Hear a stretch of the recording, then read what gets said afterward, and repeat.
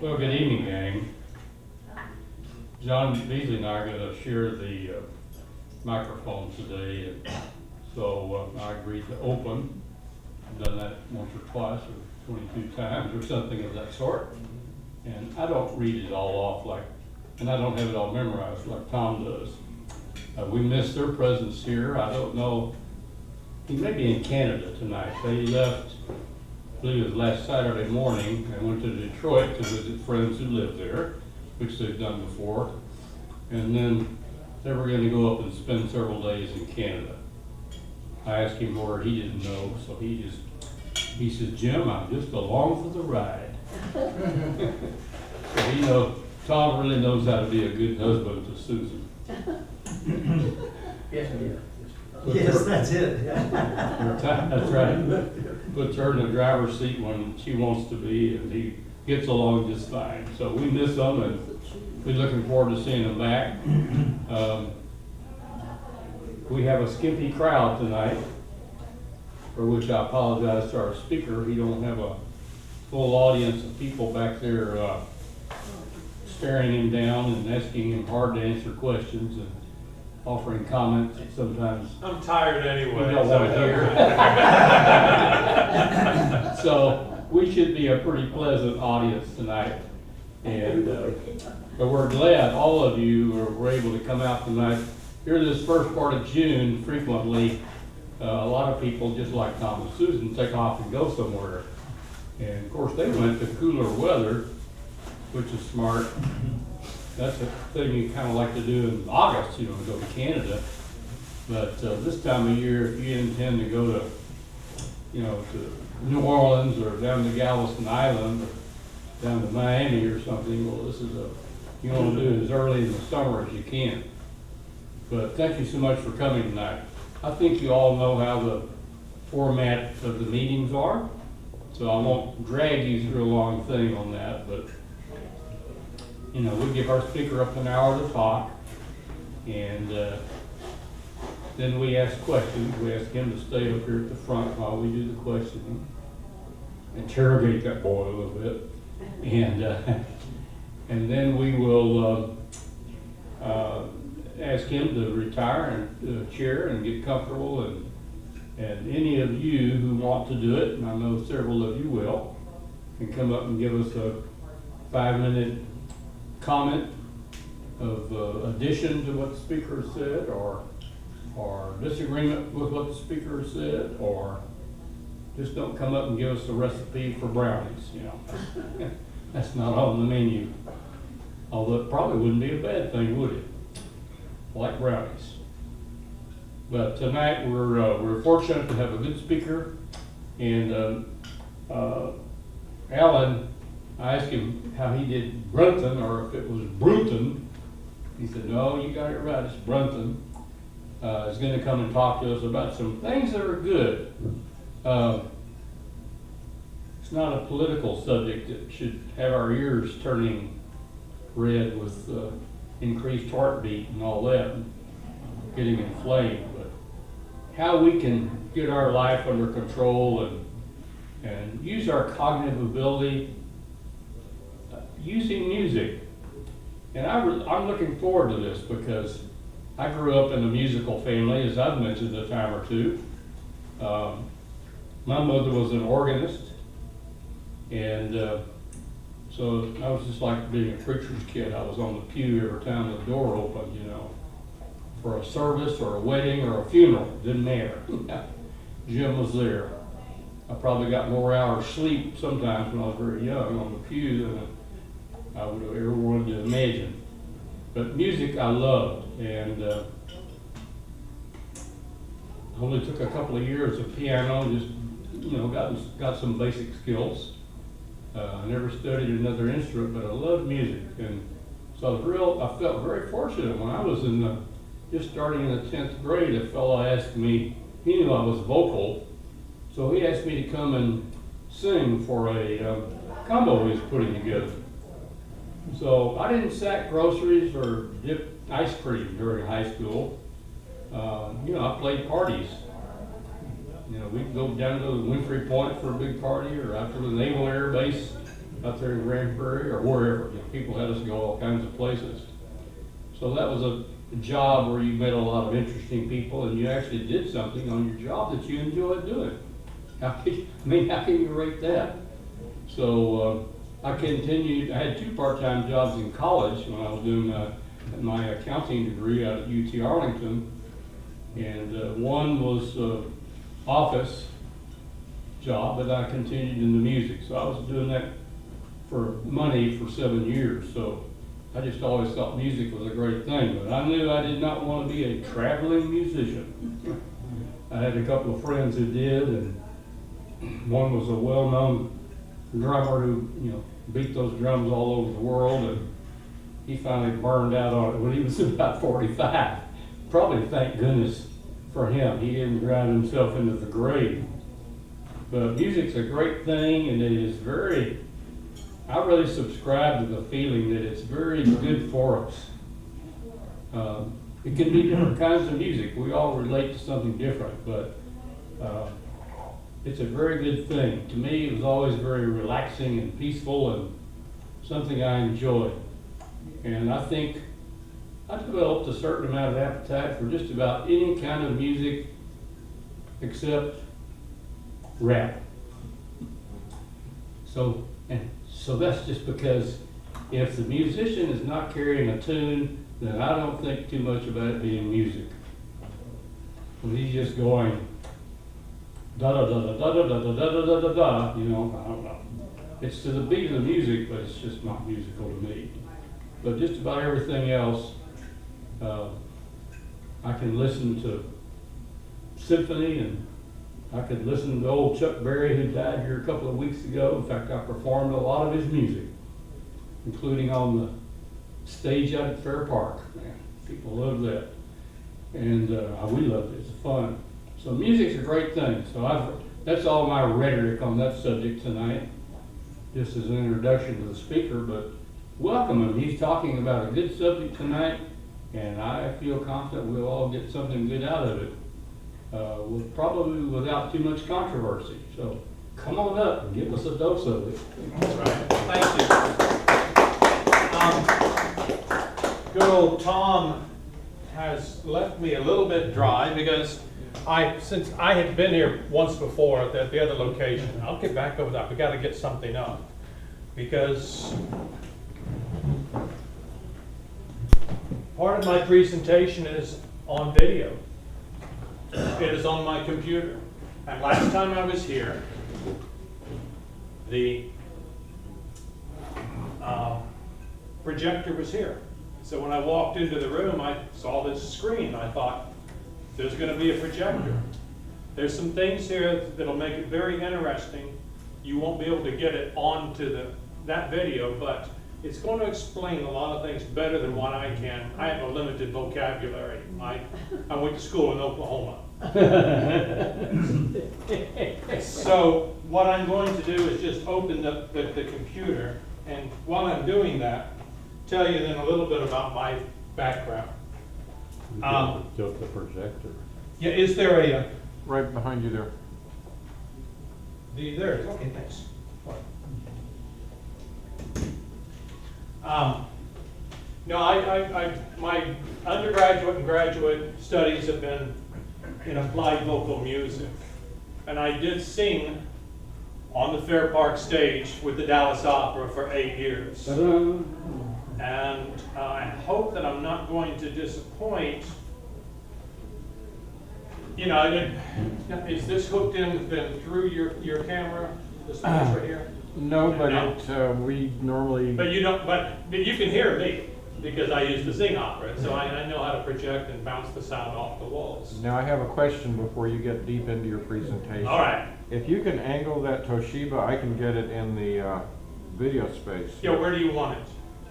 Well, it'd be great if it were. Just right there. I can do that. Sure. Yeah. I'm going to turn it so that people around here can see it also. But I'm going to log into it first. I don't know if in fact that's going to work. Well, let me. I think you have a choice. You can either have it so everyone can look at it, or you can have it on tape. Considering how few people are here, and we do post these to YouTube, Okay. so, Well, I don't want to leave the people out that are actually already here. okay. So, I guess if we move it a little closer to the wall, then maybe we can split the difference there. you want to go this way? Yeah, that'd be Okay. good. So here, and then there. All right, so we're not there yet. Still logging on. But Okay. anyway, and that is my retirement home. Yeah, still working on that. So the name of my company is called Cymatrax, which is a combination of two words, Cymatrax. Anybody here not know about Cymatrax? Great, great, great, great. Okay, Cymatrax is actually the observation of how sound moves matter. And I'll give an example of that as soon as I pull this up and it's finished rebooting. Trying to think to give the quick story then again. So I was born here in Dallas, raised in Amarillo, but I got better. And then went to school at the University of Oklahoma, a few other colleges. Came down here in '81 and sang with the Dallas Opera through '89. And then went back to finish my degree. Went to work on a master's at Catholic University in DC. That's where I got invited to sing over at the Vatican for Pope John Paul II. That was in '93, and then moved back to Dallas and have been here most of my life since, I would say about, except for 8 years. No, it's more like 12 years since '81. So let me see if I can find it and open this up real quick.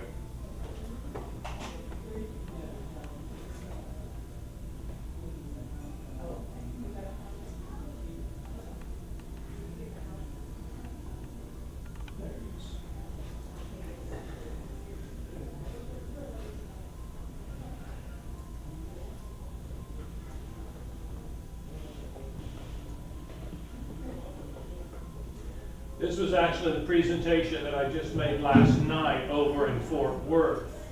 A group over there called Satori. Does anybody know that group, been there? Okay. Yeah, we had about 40 people there. So it was a pretty good presentation with them. And let's see, slideshow. All right. How's that? Does that work? That'll work. Everybody can see that? If you can't see it, you might want to move up a little bit closer, but like I said, the name of my company is called Cymatrax, and I've been working on this, developing this idea, this concept since, well, almost 3 years now. I've been in the field studying it since 2009, where I went down in Florida, and I was down there for 3 years, and I saw a lot of people using sound as a healing modality. And they were using everything from crystal bowls, tuning forks, Tibetan bowls, chant, so many, and the electronic versions being applied to parts of the body that were inflamed or had stress. So and the funny thing about it was, I saw that people were using the same frequencies. And I said, well, that's very interesting, but if I try to bring that to mainstream people, to Western culture, they're going to call it woo-woo, and I'll be laughed off stage. So then I started looking at quite a few other research facilities, including Johns Hopkins, Mayo Clinic, Oxford Neurological Research Institute, Harvard School of Medicine, and MIT, and found out that they have been doing clinical trials using specific frequencies in a healing and not just healing, but also to be used in raising the cognitive ability of their test subjects, and been successful in reporting that. So here's just a quick little demonstration of how cymatics, the easiest way to talk about this is to think and show. You take a stereo speaker and you lay it on its back, and you put a metal plate on top of it, and then you pour fine sand on that, turn on an amplifier, and then slowly modulate the frequency either up or down. The sand is bouncing up and down on top of, unless you get really close with a close-up on it, you won't be able to see it, but it is actually there just sort of moving around a little bit until you get to a specific frequency. And when you get to that specific frequency, it'll turn into a geometric pattern. And it's from that observation and where my thought went into understanding, then we can transfer energy through matter at a point of least resistance in an efficient way, and send that through the central nervous system to communicate with the brain. Now that is what these other institutions have been doing, but they've just been applying electrodes while they're running an EEG around and showing at specific frequencies at a point that even the auditory system can't hear it, affects the brain and the cognitive ability.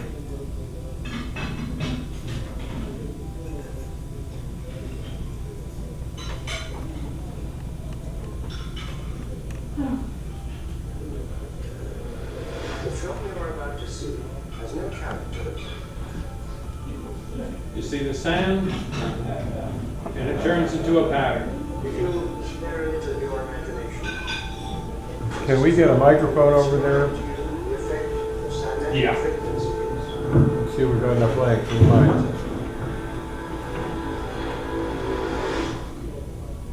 Let me, I can play it again. I think. There we go. The film you are about to see has no characters. I'm not hearing anything there with that mic. If you stare into your imagination, Should be coming through here.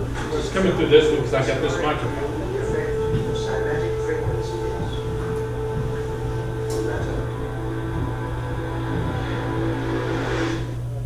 Okay, so Hans Jenny actually coined the phrase of cymatics. And the experiments were done back in the early 60s.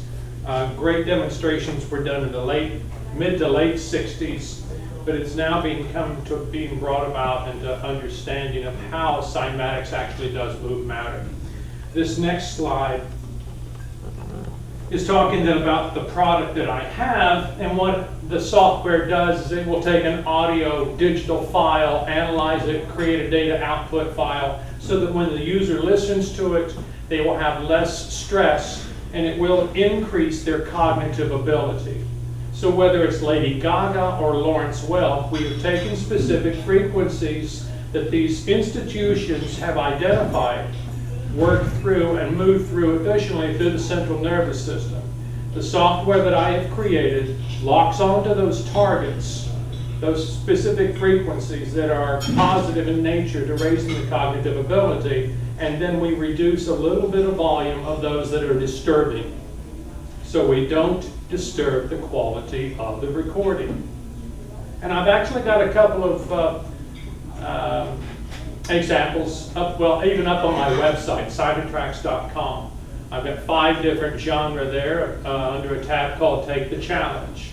Column A and column B, starting with the Rolling Stones appropriately singing Start Me Up.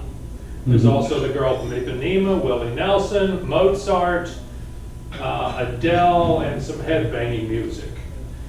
This, everyone understands and knows the Bible, John verse 1, or chapter 1, verse 1. In the beginning was the Word, and the Word was with God, and the Word was God. What does that mean? It's not a printed word, it's not a spoken word. It's sound. It is a vibration. Most of you will take and accept in this room, or you can play a devil's advocate later on, by way of looking at Newtonian physics instead of quantum physics. But all matter is compressed energy. And what we're doing with sound is being able to find ways to move that matter around with it. Everybody know Bruce Lipton? I gotta give him credit because of a lot of the things that he has done and brought about his studies, including bringing about a lot more awareness of the new science called epigenetics. This is a field that I studied probably for about 6 months to be able to look at and see how energy can get to be and transfer them through the cellular structure. One thing that Bruce made known to me in one of his presentations was that, and I think the next slide, yeah.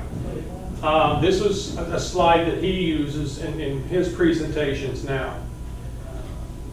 The influence, the environmental stimulus that travels through the cellular structure in the process called cell transduction is done by way of 4 major environmental stimuli. And number 1 is chemical. Whether we're taking medication from big pharma, inducing from what we eat, or what our glands are producing by way of those chemicals. Then there's also heat, light, and sound. And only until about the past 5 years have people started understanding and looking at what sound can actually be doing. So what is happening here, looking at the cell and the receptor on the outside. So then if this is a cell and you have a receptor, if you're sending an environmental stimulus through that, and I'm going to use sound because that's exactly what I'm doing, that has a frequency to pass through the matter efficiently, it's going to go very quickly. As we showed then in the cymatics with the geometric pattern, whenever it does have the pattern, you're sending the energy straight through without any type or least resistance to any other matter. And that is the same way here. If you're using a different frequency that travels and actually conduces, what's the word? Restriction or involvement of other matter, it could send the cell sideways instead of going straight through to the next cell through the central nervous system. And this is exactly what I'm talking about, these 2 cymatic pictures right here. Less stress on one side, more stress on the other. And then another GIF picture of how that actually does work. Anybody know what that picture is? No? It's Jericho. Right.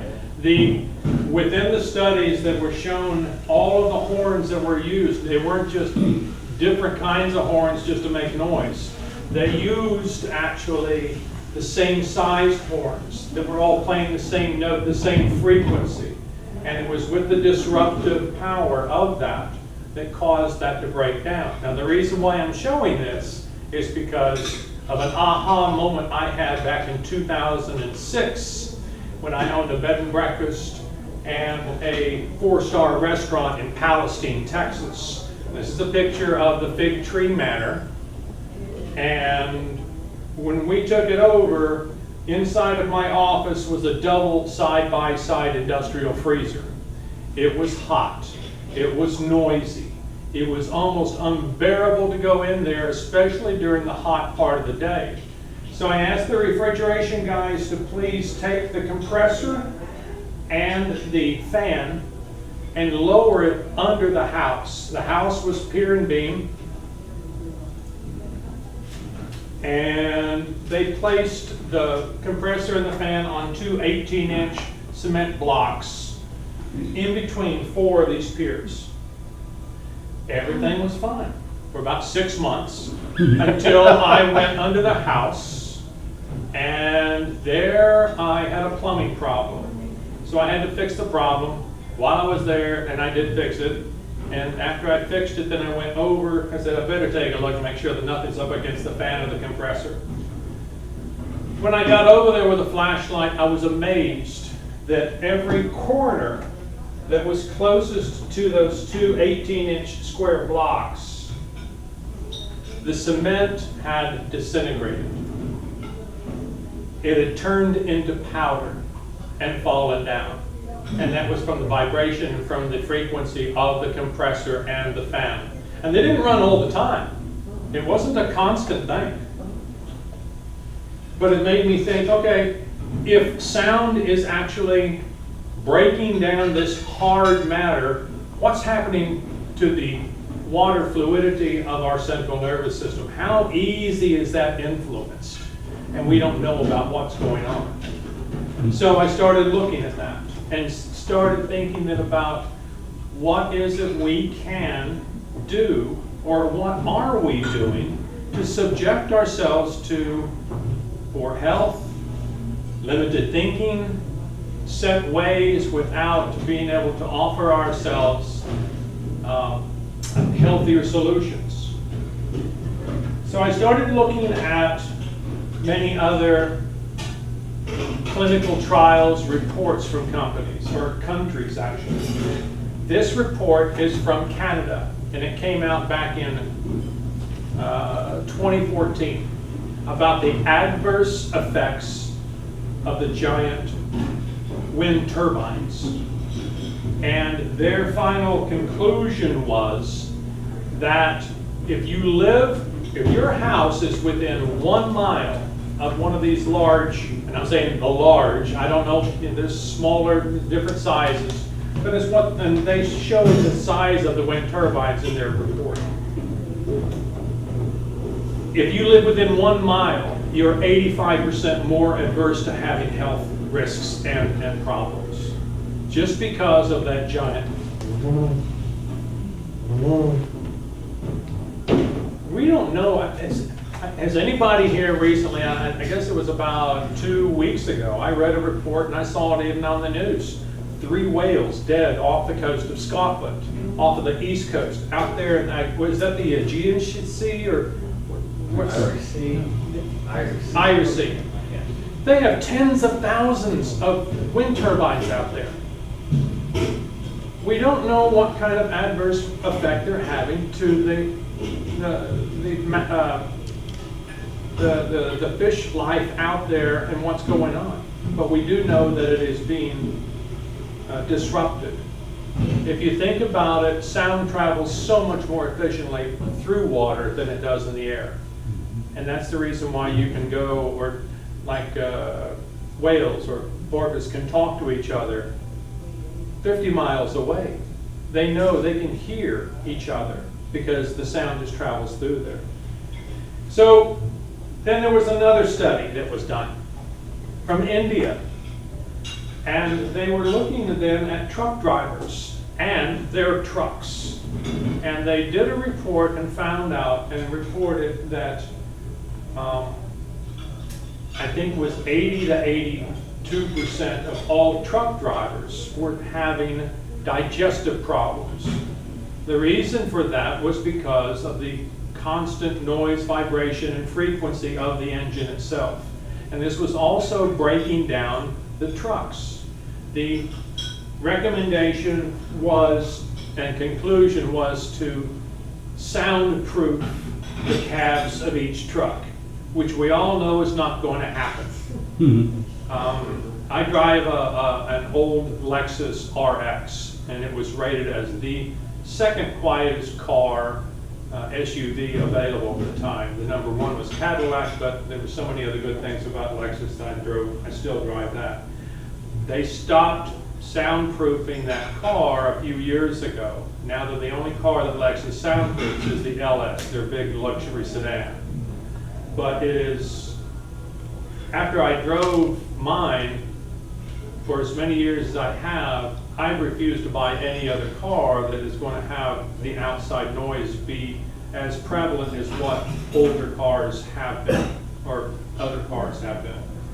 So the sound is very important to us. Now this man, Dr. Roy Cohen Kadash, I have to give him credit for what he has done.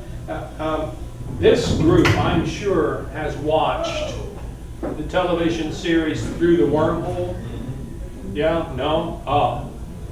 You'll be able to catch that up on YouTube and you'll get hooked on it because it's hosted by Morgan Freeman and he does some incredible reports on new science and how it's coming about. Whenever they brought this man on, the topic was, can we make ourselves genius?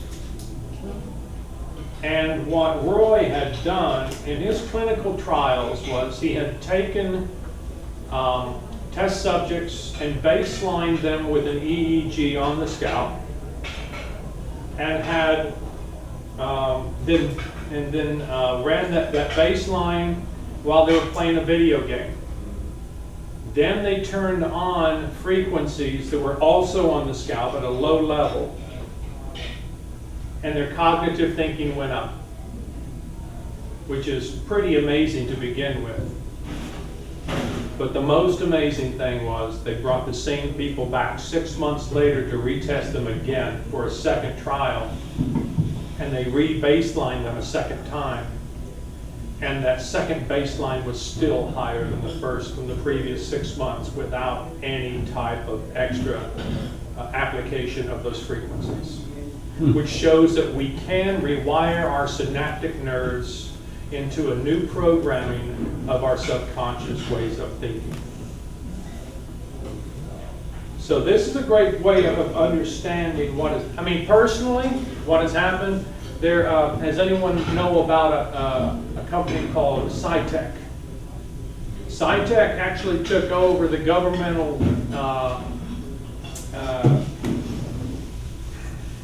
agency from the federal government back in 1974-75 that was actually based upon what is known as remote viewing.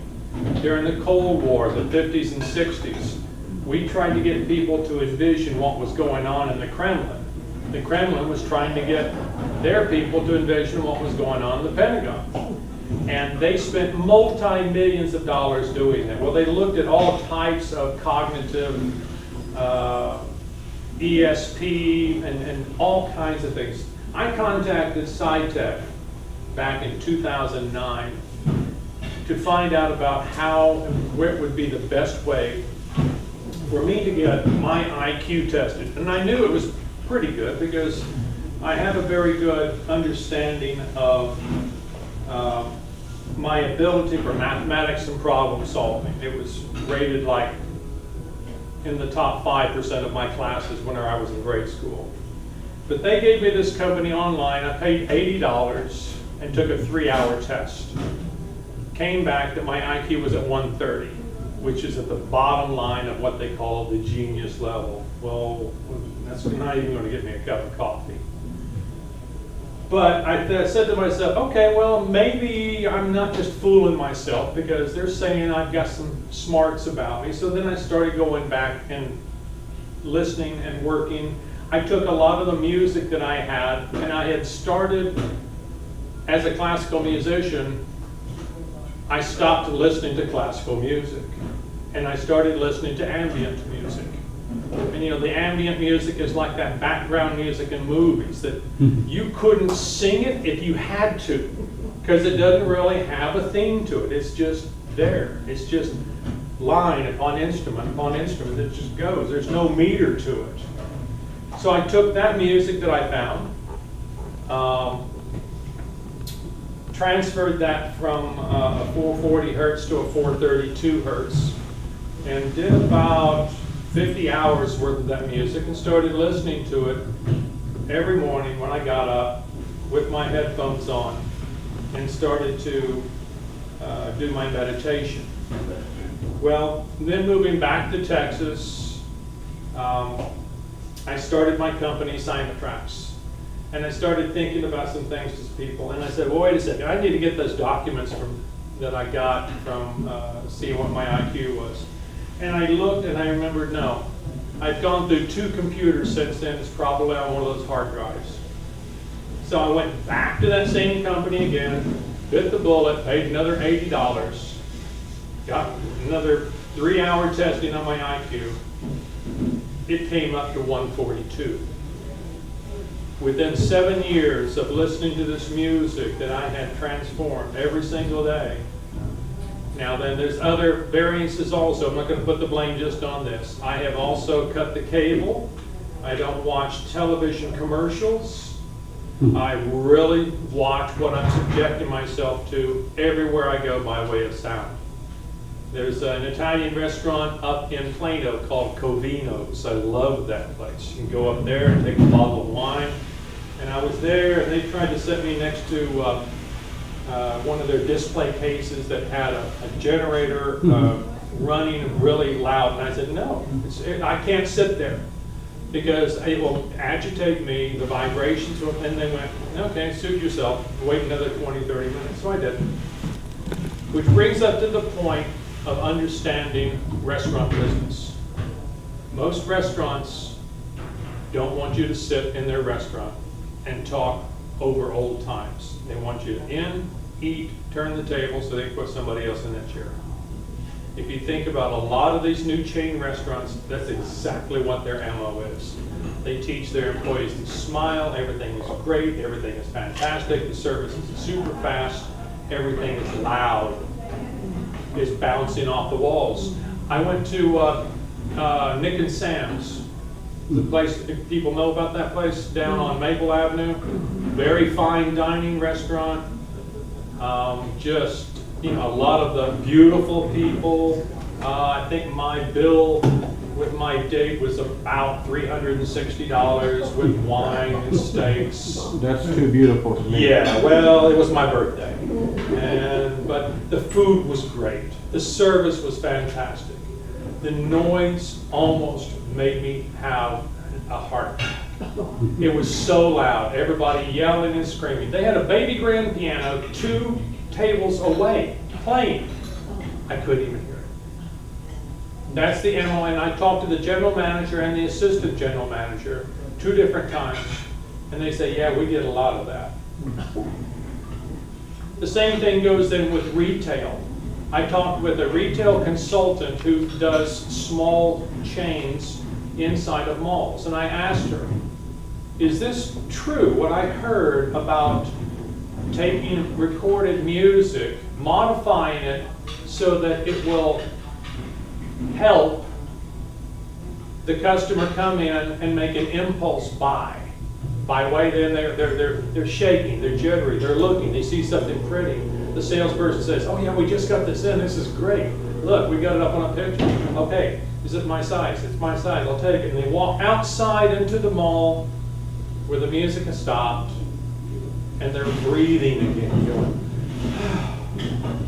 I must have made a good choice. I feel better.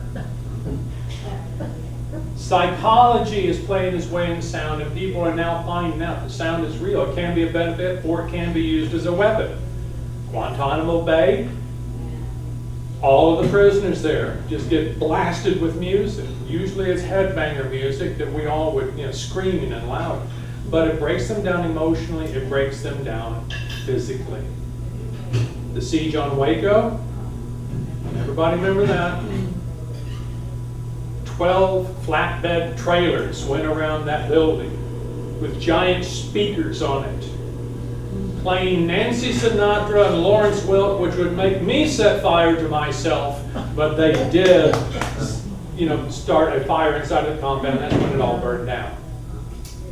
We don't know why, even today. But anyway, Roy is doing some fantastic work. So what I wanted to, yeah, I guess I could grab another microphone here, or possibly 2. And bring this over here, because this,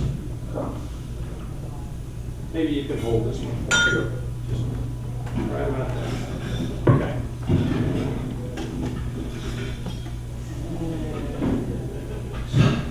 This is talking then about how we can rewire our brains and our thinking. This is called neuroplasticity. Oops.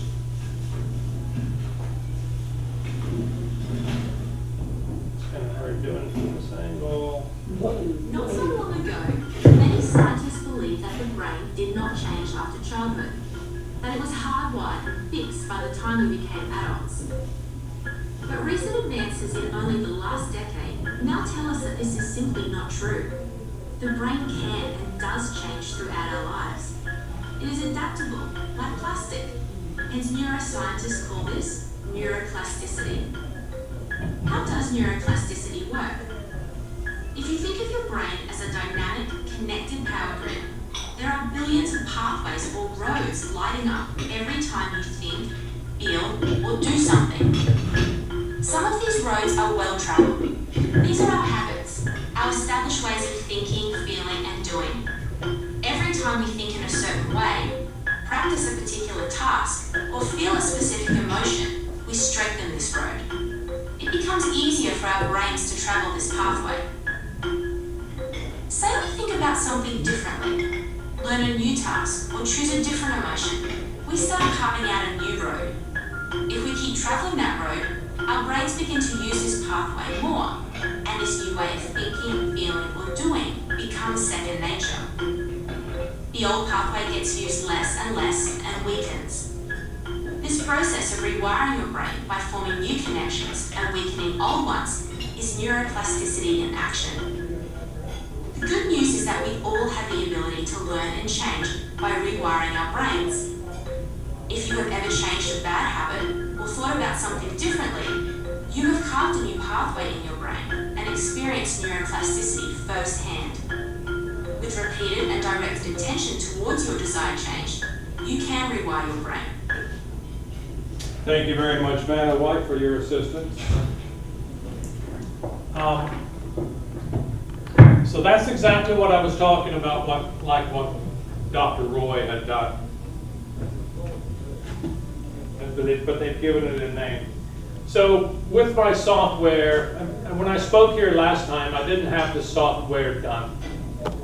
I went down, when I first started thinking about this, and I said that I went down to Austin, I presented it to the chief software buyer down at Dell.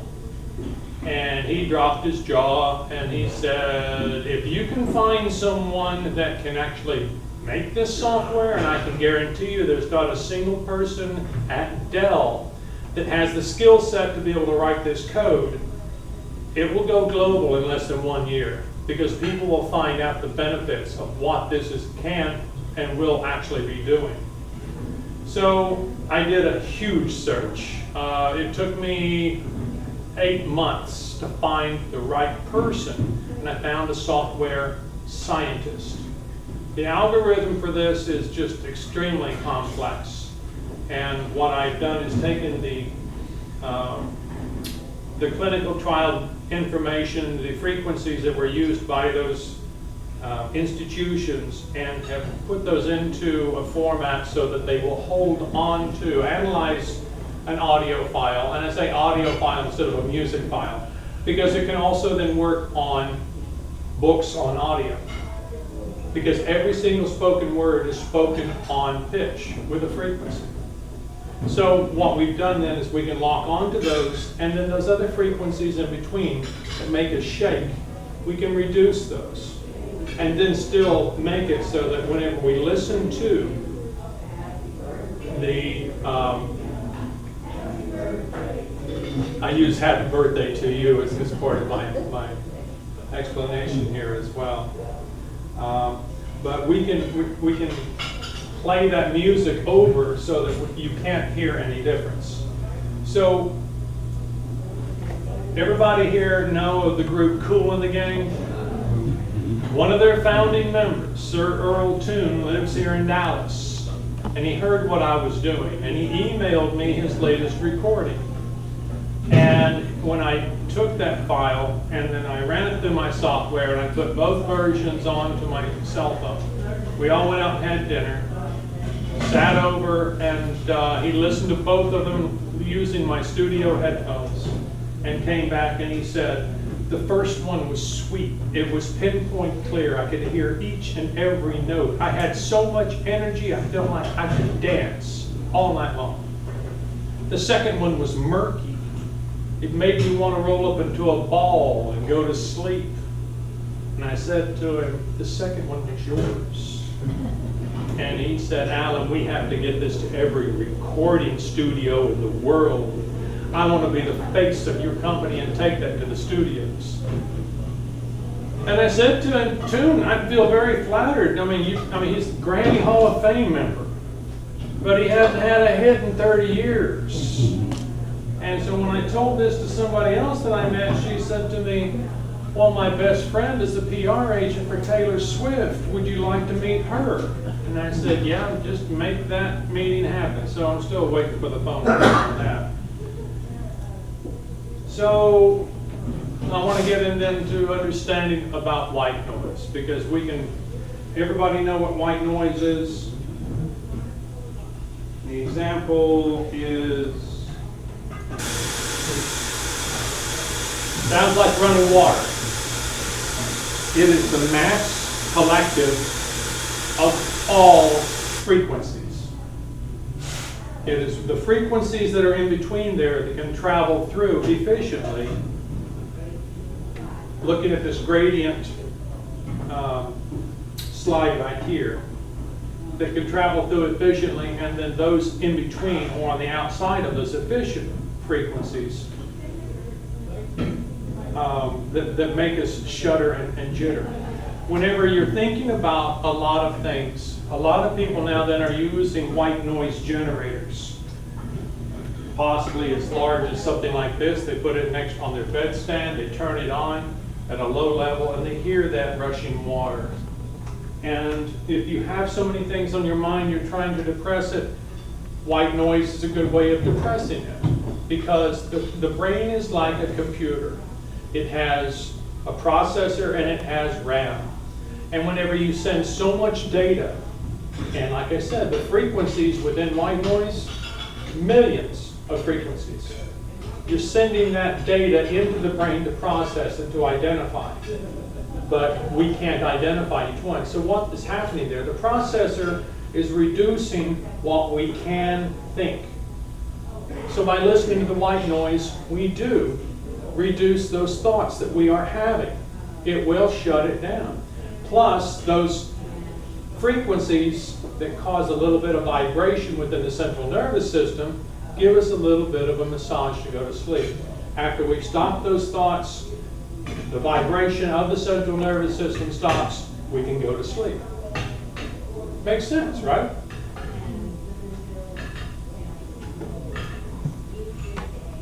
Well, here's a dear friend of mine, Dr. Pat Evans.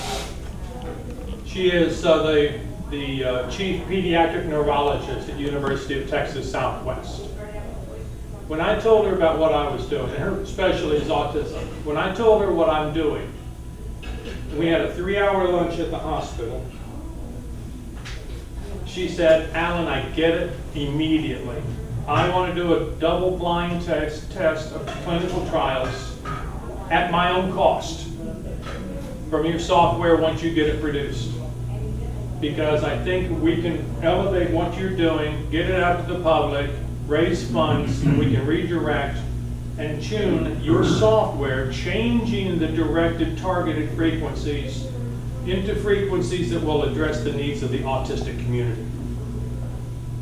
And it's our hopes then that once we do that, then we're successful there, that we can target Alzheimer's, dementia, Parkinson's.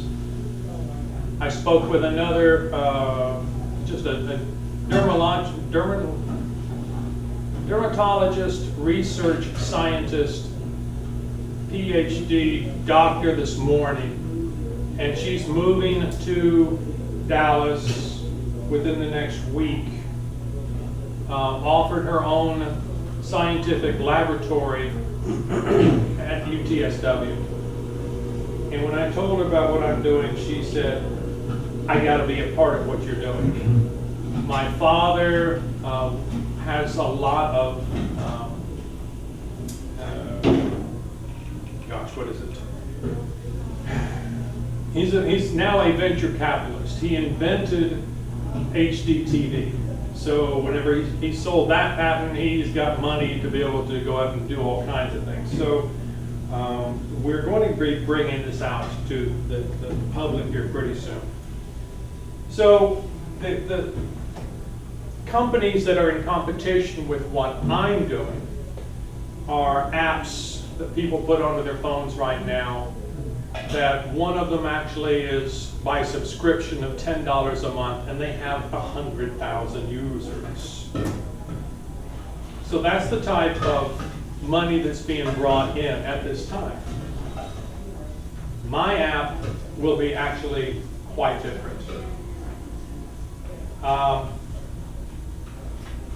And it will be only at $8 a month. Now, this is the first way we're going to be bringing this software out to the world. It'll be released as an app.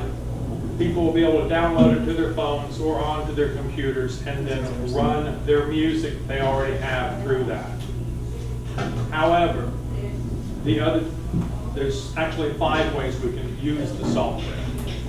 The number 2 way I've already talked about is by the recording studio itself, where it can then run the artist's mastered recording through that and then send it up to iTunes, whereas it is then downloaded, we'll get a royalty of 8 cents per download. And somebody like Taylor Swift selling 1 million recordings, that's $80,000 for one artist, one recording, and we can then earmark that into more further R&D. But the biggest way we're going to be able to do it, and the way that music in itself is going right now, is streaming media. And that is the future of all recorded music. It'll be by your Spotify or by Pandora or iHeartRadio. Once again, we'll go to, let's say, Spotify, release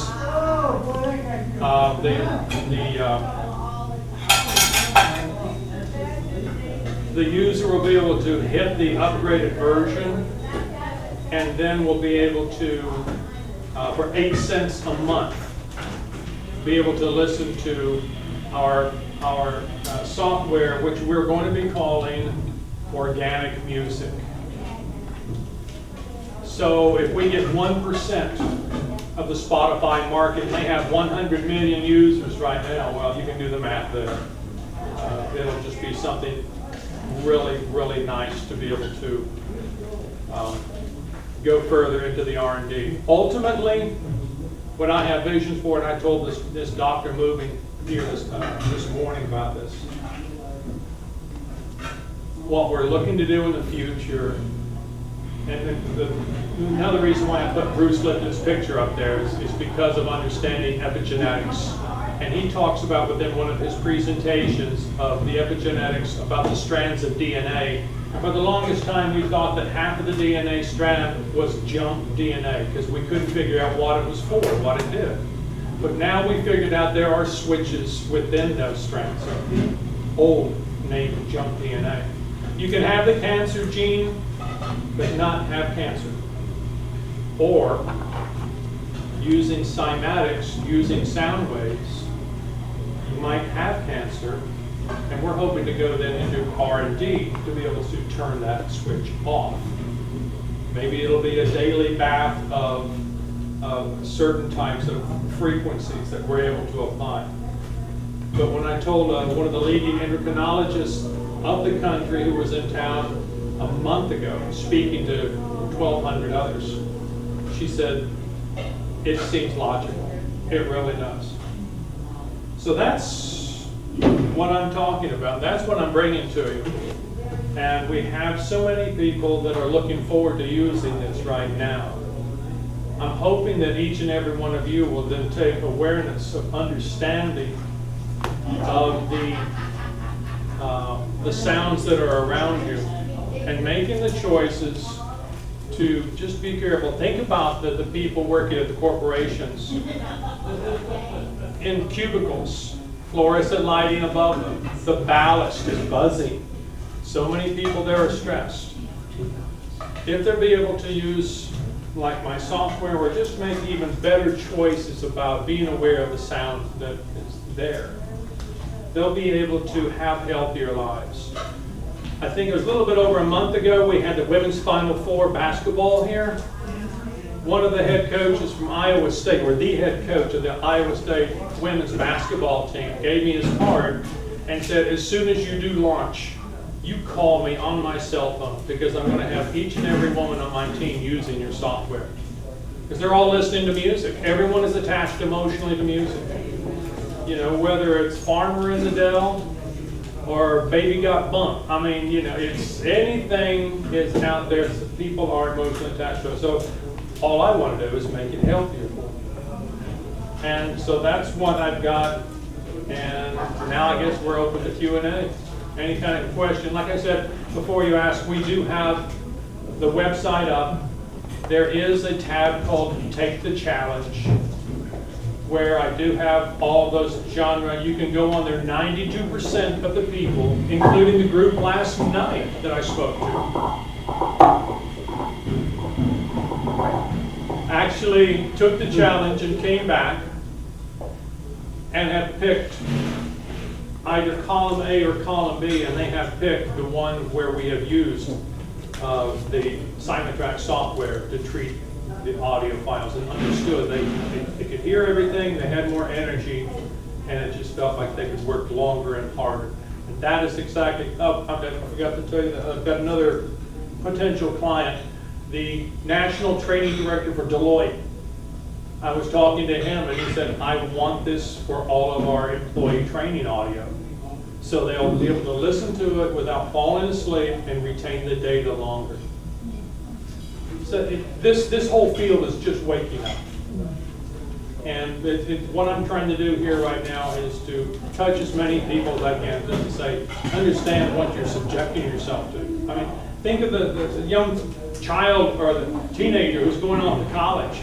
He's living in the dorm. He's got that small refrigerator as his nightstand. It's got that hum going there. So no wonder he says, yeah, I'm okay, but I'm just not getting enough sleep. Well, you gotta understand what's happening to the entire central nervous system. Okay.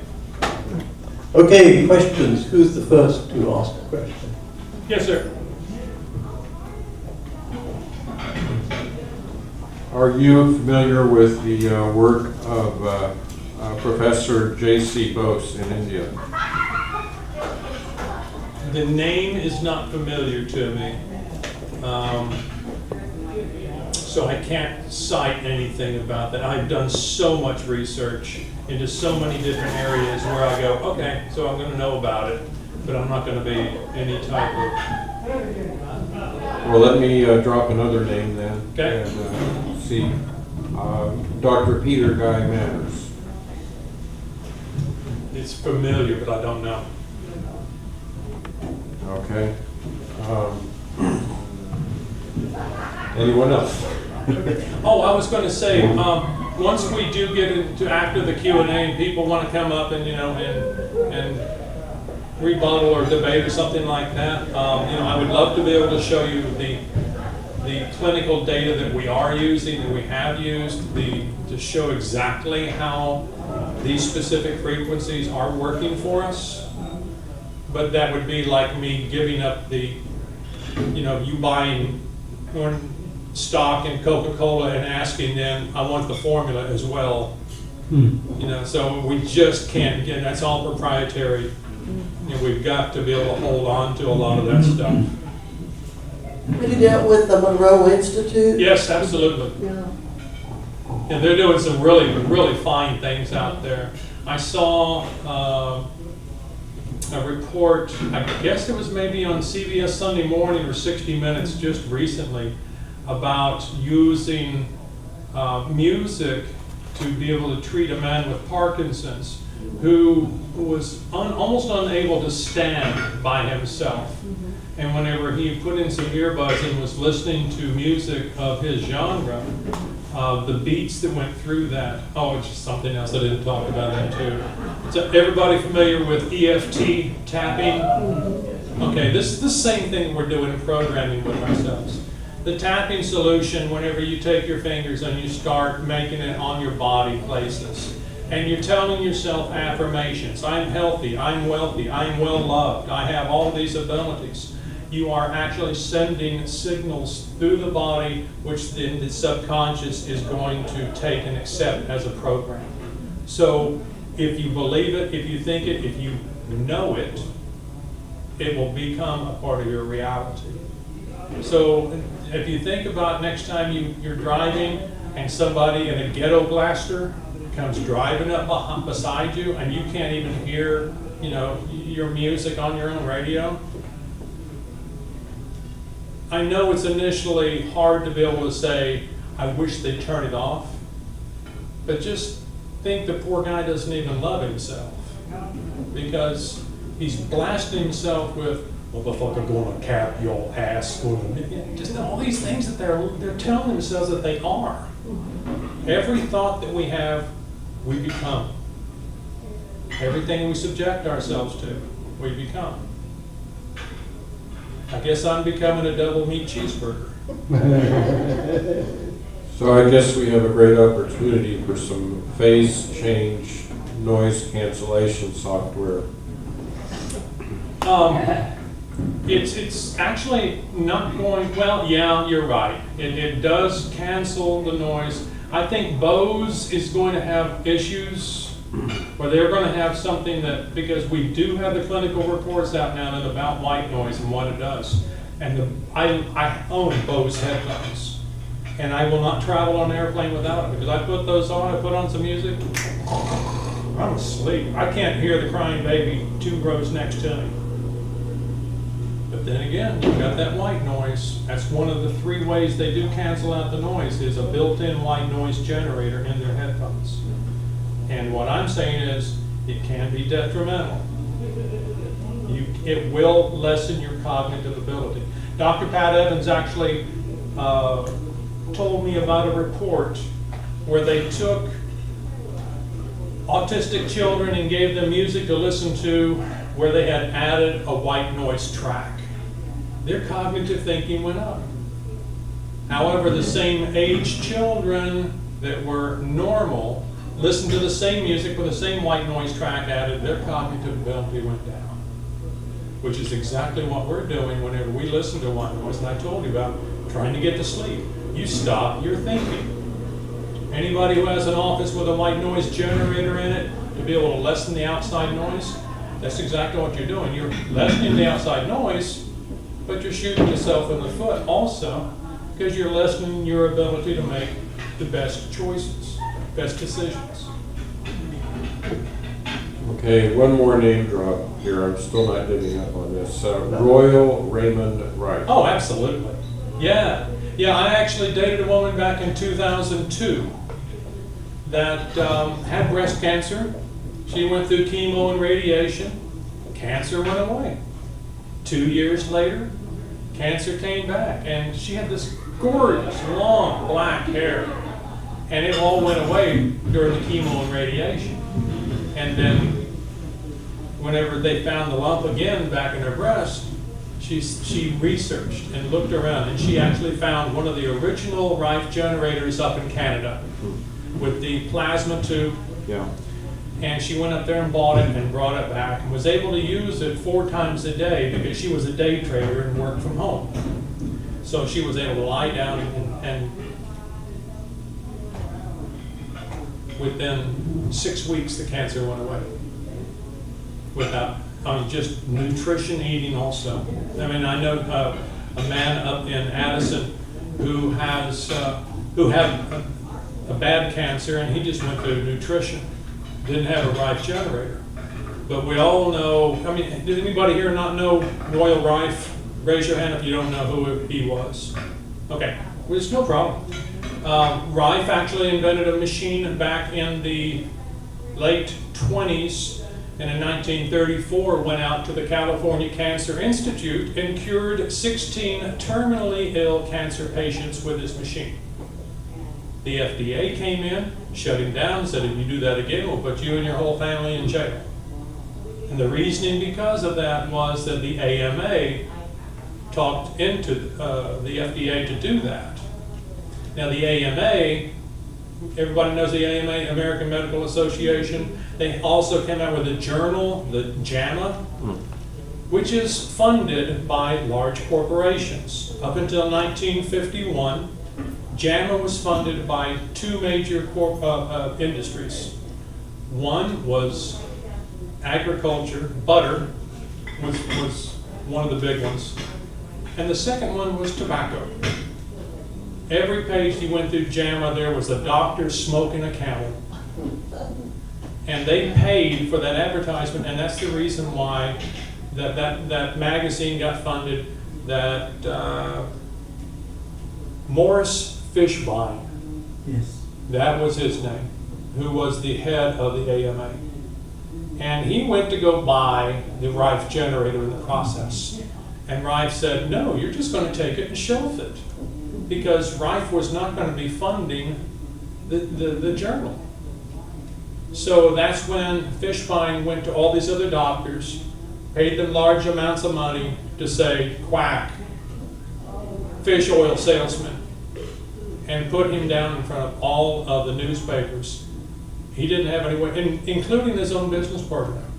They talked him and funded him to sue Royal Rife. Just broke him apart. But the technology has been there. You can't stop it now because we have the internet. Yes, so as I understand it, so you're increasing or removing certain frequencies. Is that within the audio range? Yes. Yeah, the version 1 that we're coming out with is actually in the mid-range of most popular music.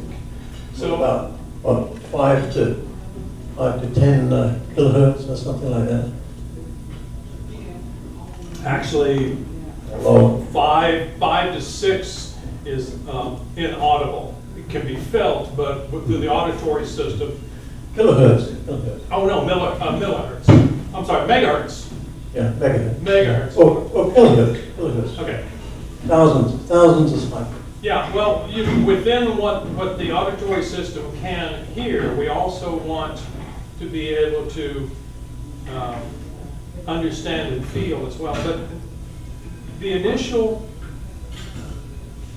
offering we're having is so we can hit as many people as possible so that we can get the funding to go into further and further applications of this. So this isn't super harmonics outside of audio hearing. No.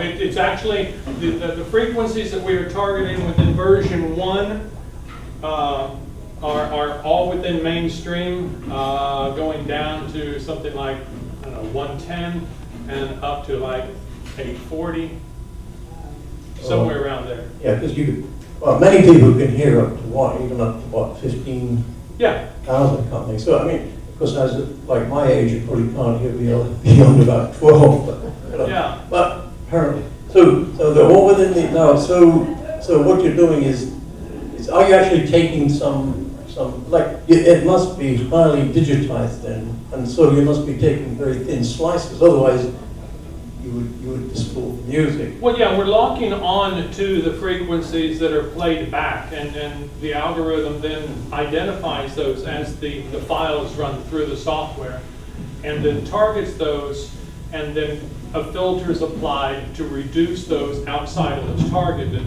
but only by a small percentage. Okay. Now, version 2 will come back, and we will allow then the user to filter even more of the frequencies. So what you're saying is you have normal music that you can modify, Right. and that improves your cognition. Now, but surely there must be a product that just produces certain audio beneficial frequencies. Yep. So as a sort of a melange of noise, really. So is that also on the cards? Those are actually being done through other clinical trials, and that's exactly what Dr. Roy Kaddish has done and shown to be done. We're not going to target immediately a cure, because curing does take FDA approval. There's a company out from Israel called NovoCure that does have FDA approval using frequencies to cure a certain type of brain cancer. it's so widely funded that they got the Russian Jewish community raised $95 million of private funding from T. Rowe Price. And then they did an IPO and raised another $165 million. And they're actually doing other clinical trials around the country right now, including downtown at Baylor, to cure another type of brain cancer, but that's only just stage 1. What they showed on their website was a man from Sweden who was an ex-gold medal cyclist who had stage 4 brain cancer. He only had 2.5 months to live. He used their process, which looked like a piece of packing tape with 3 electrodes on one side, 3 on the other, wire run across, put it on his shaved head, wire running down to a small device about the size of a flip phone. He wore it for 8 months, went in for the MRI. Cancer was 95% gone. So, actually, I have a friend who's has very bad Parkinson's. So, is there anything actually on the market that he could be directed to? Not that I know of from my study. I really don't know. So it's not there yet. Okay. Yeah. Actually, I saw a video of a woman that, I think it was cannabis, or a man, and it stopped the shaking and Parkinson. Well, cannabis will stop me shaking, I'll tell you that. Stop Yeah. life, actually. Years ago, I played the Buddhist chanting all the time, and it just made me feel great. Even better than the Catholic. Oh, absolutely. Well, it was so beautiful.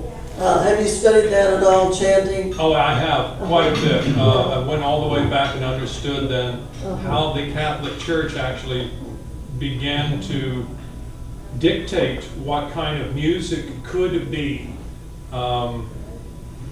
composed and then played in church.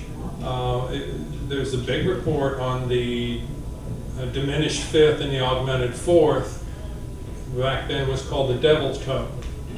And the devil tone that we can all identify as a very disruptive and attention-getting interval by way of thinking of the old European sirens. Can you, They use it over there for some reason. Why? Well, it's because it got your attention. The Catholic Church forbade anybody from using that interval up until 17th century, maybe? Or maybe the early 17th century. can you discuss a little bit the 440 hertz versus 432 hertz for middle A? There's conspiracy theories about that. There's so many people talking about that. Going back to like 1880, the grand opera composer Giuseppe Verdi was very frustrated. He was very popular, and he traveled all over Europe, brought in a lot of his own guys, his first chairs, to travel and form orchestras with other locals.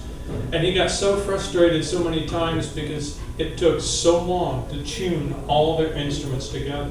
So he's the one that dictated 432 hertz. That's what concert A is going to be. And it was up until about 1937. And then the conspiracy then of scientists going to Adolf Hitler and saying, you know, if you change it from 432 to 440, you'll sort of hypnotize the people a little bit more and they'll be more receptive to your propaganda. And Adolf said, okay, Goebbels, come here. Gave it to him. Of course, they lost, and they changed it to all the different cities they took over.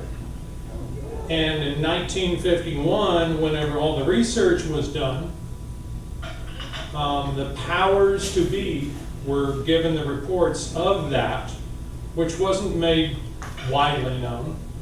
But the powers to be was funding the ISO, the International Standards Organization, and said, let's change the global concert A to 440. And that's what it is right now. Can you personally tell any difference in the effect of the music? Well, from what I just told you, I mean, I wasn't in the clinical trial on myself, but that's the reason why I say I attribute part of what I did, where my IQ went from 130 to 142, but it was 7 years.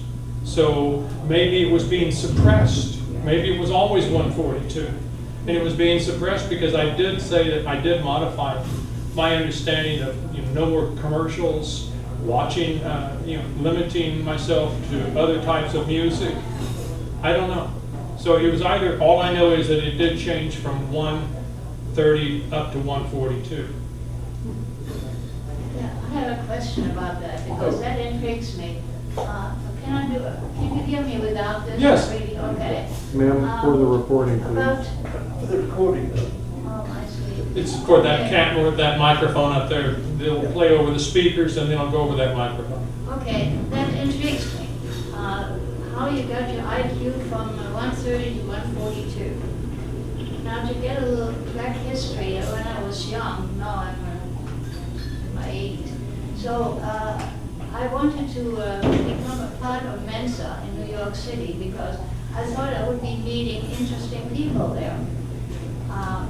So I took the test, but to my dismay, I only made it to 128. That wasn't good enough for anything, okay? Right. So they suggested maybe I could take it in German because I'd been in this country for 1 year when I took it. Okay. And they thought maybe my English wasn't good enough to really understand what this was all about. But I didn't dare to do it again. Ah. Okay? Now, what did you do to get it up? Well, as I said, I started this research and I was going through a divorce. So I'm trying to find other ways of meditation, and stopping all of this self-inflicting things. Was it my fault that things happened with my marriage that didn't work? No. So I just looked at these other areas of using sound in the complementary and alternative healthcare movement, which the White House did a commission on back in 2002, and it came out and was published in 2007. And it was because of that, which I can't believe I'm saying this, but thank you, George W. Bush, for bringing that about. He did something right that was, I can actually thank him for, that is helping us. That's the reason why now that we can use massage therapy on our insurance. Now, you see, right now I'm no longer interested. I'm too old for that to increase my IQ. I'm stuck with what there is and that's it, right? But I'm trying to save whatever marbles I've left and not go downhill. Now, do you have a recipe for that? There's several, I don't, but I've seen several different areas where, there's a place down on Mockingbird called Brain Health, I believe. They're doing some incredible things. But I'm seeing some other areas where we need to keep the mind working and in different aspects. Believe it or not, one of the best things that they're saying for seniors, like, looking around, and I don't want to offend anybody, I'm saying like myself. Because I'm 61 and I'm saying, I used to be 60, but now then I am in my 60s. What happens when you turn 61? Is that watching Jeopardy. These game shows, they can and do help your mind think and go through different areas and phases. You want to always just keep the mind going and fast. I mean, my mother even actually used to play solitaire. Just move around faster and faster and faster. Any way that you can use the brain, just keep it up. Last night I had a program on Channel 13, Luciano Pavarotti singing. So I had lots of things on my mind that I wanted to just wipe away, but it doesn't work like that, You can just sweep it away, it comes back. But then I listened to Pavarotti and I became mesmerized. Mhm. I mean, for 1 hour, I sat there not moving, right, just listening. And I'm not musically talented at all. I appreciate music, but I don't play an instrument. Yeah, he had a timbre about his voice that was incredible. Yeah. It really was. So I think there's something to it that we are affected by sound. Oh, absolutely. Absolutely, we are affected by sound. It's just we have to give it its due. We're not. We're taking it for granted.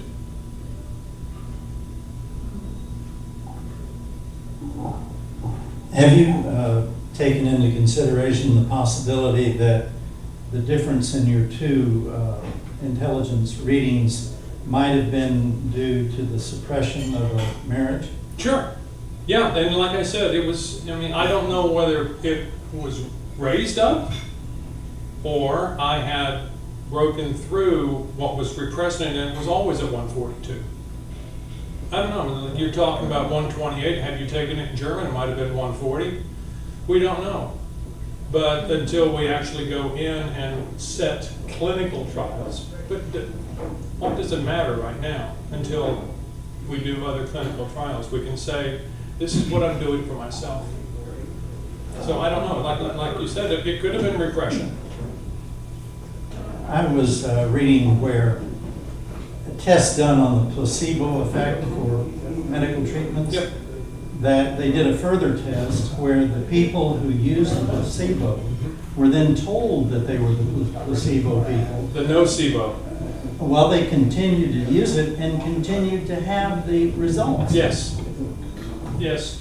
You know, the three horsemen I call Greg Braden, Joe Dispenza, and Bruce Lipton.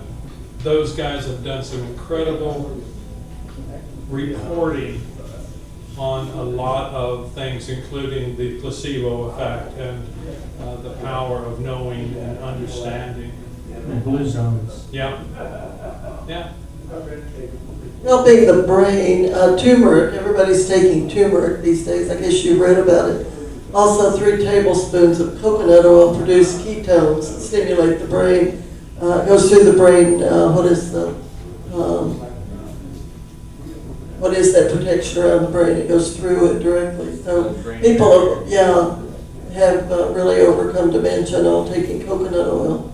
But you haven't mentioned the Mozart effect. No, because I've got my own understanding of how mathematics has actually worked with the Mozart effect. Let's look at it, and I didn't talk about the Happy Birthday song, but I could do that. The Mozart effect actually has been touted and been recommended for expectant mothers to be able to use, like on headphones, and placing it then on the unborn child. Now what happens here? You've got certain beats, you've got certain tempos, you've got outside of the box thinking as compared to regular Western pop music, which is, let's take a country and Western song, ABA form. You've got lyrics, reprise, and then back to the lyrics again for your ABA form. And it is usually done in the formations of the 1 chord, the 4 chord, and the 5 chord. That's all it is. Now when you go into Mozart, you're talking about multiple instruments doing so many different things, so many different areas that it's the difference then opens up and expands possibilities within formation of the brain actually functioning and opens up different avenues and channels. If you tell someone you can only wear black or white because that's all there is, that's all they're going to wear until you introduce them to color. And they'll, oh, I didn't know that was possible. So, no, the Mozart effect, I think, is a very good tool for people to be able to learn how to expand possibilities.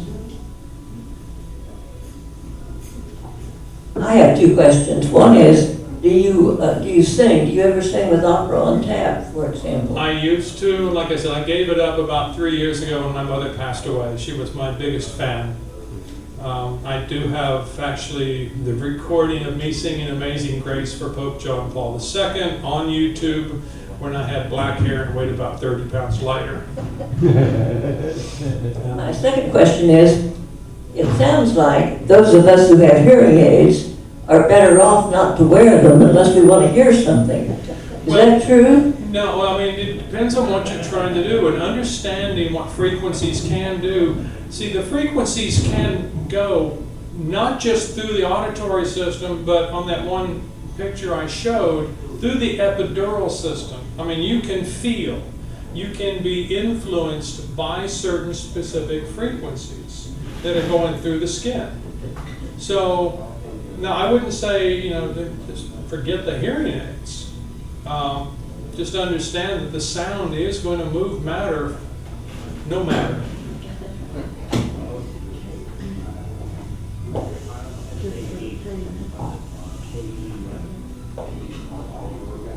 And I've forgotten my question by now, but It's the white noise I'm playing on the background. actually I was trying to hear what the melody was back there. It's kind of sounded like some hoedown for a bit, amuse that. Well, see, that was one thing that I was going to talk about then, too, was a happy birthday song. And we are programmed, Bruce talks about this quite a bit, we're programmed in our ways of thinking between the age of 1 and 6, okay, or 1 and 7. Whenever we're 2 years old, we are taken to a birthday party. And 2 to 3 years old, and we see cake and balloons and people smiling and cheering and presents. And then they sing that song, Happy Birthday to You. And everybody's smiling and having a good time. So then that program into that young child is, if I hear major music in the major Western modality, 1, 3, 5, 3, 1, Happy Birthday to you. Everything is good. So anytime as you grow up and you grow older and you live life and you hear major modality music, most people in this Western culture are going to think something good is happening. But then you get taken to church during Lent, and you're taught hellfire and brimstone, and you hear all of this 1, 3, 5, 3, 1. And you see a scary movie, and you see the horror picture, and you equate every time you hear minor tonal music as something bad is about to happen. That's what I'm talking about, that we learn from those first primary years, because we are like a blank computer. From 1 to 6, from 0 to 1, all we're going to learn how to do is turn the switch on and off and breathe, and eat and shit, and that's about it. Once we get to 1 to 7, then we start getting opinions of our caregivers around us. Are you familiar with the works of Georgi Lozanov of Bulgaria? I know the name very well. I'm trying to think. I can't remember the name. He developed an educational system in which adults could learn a foreign language in 2 months completely. And Okay. it had a rhythmic thing to it. Mm-hmm.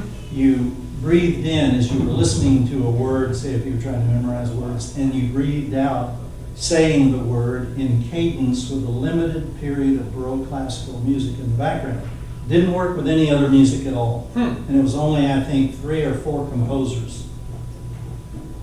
Don't know it. No, I have not looked into that. That's interesting. Lozanov, Georgi Okay. Lozanov. I know I've seen the program. Pertaining to that, do you have any opinion why it is that so many people that are talented musically are also very good in mathematics? Well, that's- You applied that to yourself. Correct, yeah. There is, What is the connection there? it's, music is mathematics. I've got a really good video I'm watching right now on sacred geometry. And whenever you're talking about bandwidth, either real small or real broad, we can define that within a set parameter of mathematics. How it actually equates, I don't know. I don't really care, but like you said, I do agree that it's there. That the people, though, that are musically, the man that I found, the software scientist that wrote the code for my software, is a musician himself. And the reason why he wanted to do my software so that he could make enough money to fund his own continued process of creating violins that will be patented in a different way and format that are going to create a different sound. And I said, okay, that's nice and dandy, but I don't think you're going to have too much of a market for it. But he is a musician and he's like a savant.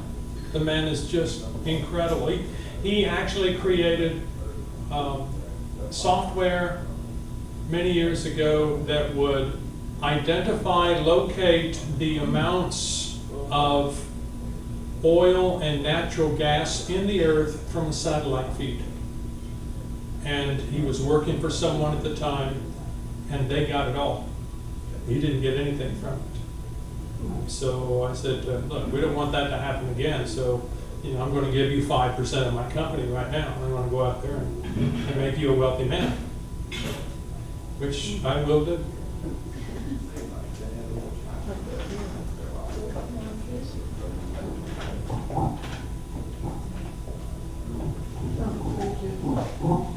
I love music in the minor key. I hope that's not a bad sign. No. I think Zydeco music, does that emphasize? And what is that beat? It really is kind of invigorating to hear Zydeco music. Well, now you have to go all the way back to understand why do we appreciate that. I mean, it's a social understanding. It's not something you were born with. And the society has actually made it into a culture that is inviting and accepting. So, it does have a strong beat to it, which we do program ourselves with any type of beat. Yeah. Are you familiar with the history of the Gregorian chant as far as the fact it was nearly lost? And there is some contention whether, in fact, it used to contain a harmonious E-song note. I do know the Gregorian chant is named after Pope Gregory, and that there were actually restrictions being put on to chant even before Gregory from the Vatican. Just going back to understanding and thinking that they wouldn't even allow women to sing in church. There was such a segregation, which you did touch on something that I didn't even think about talking about, but that is Eastern music, particularly Indian music, and how it's not quite even religious, it's more of healthcare, in my opinion, that they sing certain chants at different parts of the day to address different parts of the body, to which we would then say to either open or hold on to the center energy points of the chakra. And it goes way beyond the Western music, of like the 88 notes on a keyboard. There's so many. I went back and actually studied the golden mean ratio of pi from Pythagoras to understand how we could, and that's exactly how we've gone into the algorithm of our software, identifying those frequencies outside of the 88 key parameter. So we've gone into not just 432, but 432.23, 528.16, and then those figures actually will change and modify as we expand the octaves of what we are filtering. I've heard about the 528. Can you speak to that at all? No, because it's controversial. I mean, there's two different courts, they're battling against each other. I mean, I started looking into that and I said, guys, just do it on your own. And they're starting to have these battles online. And I went, this isn't helping anybody. They were calling each other names and trying to get other people's opinions to say, call him a jerk, call him a jerk. And I went, no, it's not helpful. They're just trying to get their own ego up there. Well, it seems like if they're using a 5/28 scale, I might have to sing soprano. That's up there. Well, or 28-inch waist underwear might do that too. All music has certain vibration, and I was in a church years ago, and the minister said that the Ave Maria had the highest vibratory level, and that it was good to play that every day. Have you ever heard that? No. Oh. No, I hadn't. And then which Ave Maria was even talking Well, that's about. it. That's when I found out there's several Ave Maria. Right. Yeah, whenever you look at the Eastern music modality of chant, and you start with here's something that might fascinate you. The name for God, Yahweh. E-I-O-U. If you say Yahweh over and over and over continuously as a youth, you come out with E-I-O-U. Yahweh, Yahweh, Yahweh, Yahweh, Yahweh. Think about that. So whenever you are then chanting the Om or Ooh, whatever, I mean, there's so many different things that have worked for so many people. There's so many opinions of, well, this works for me, so it's got to work for you.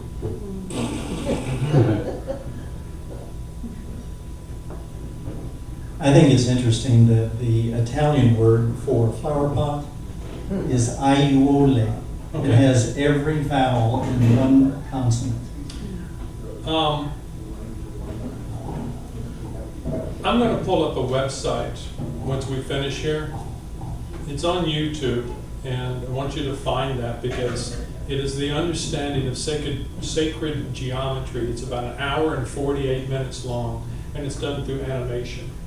And it's very fast, and I'm halfway through it right now. I woke up this morning, poured myself a cup of coffee, and sat down with the headphones, and it was just like, I gotta go. I don't want to give this up. But it talks about then the Fibonacci sequence and how so much life in itself follows the golden mean ratio and the spiral, so that what you were just talking about does get into that also.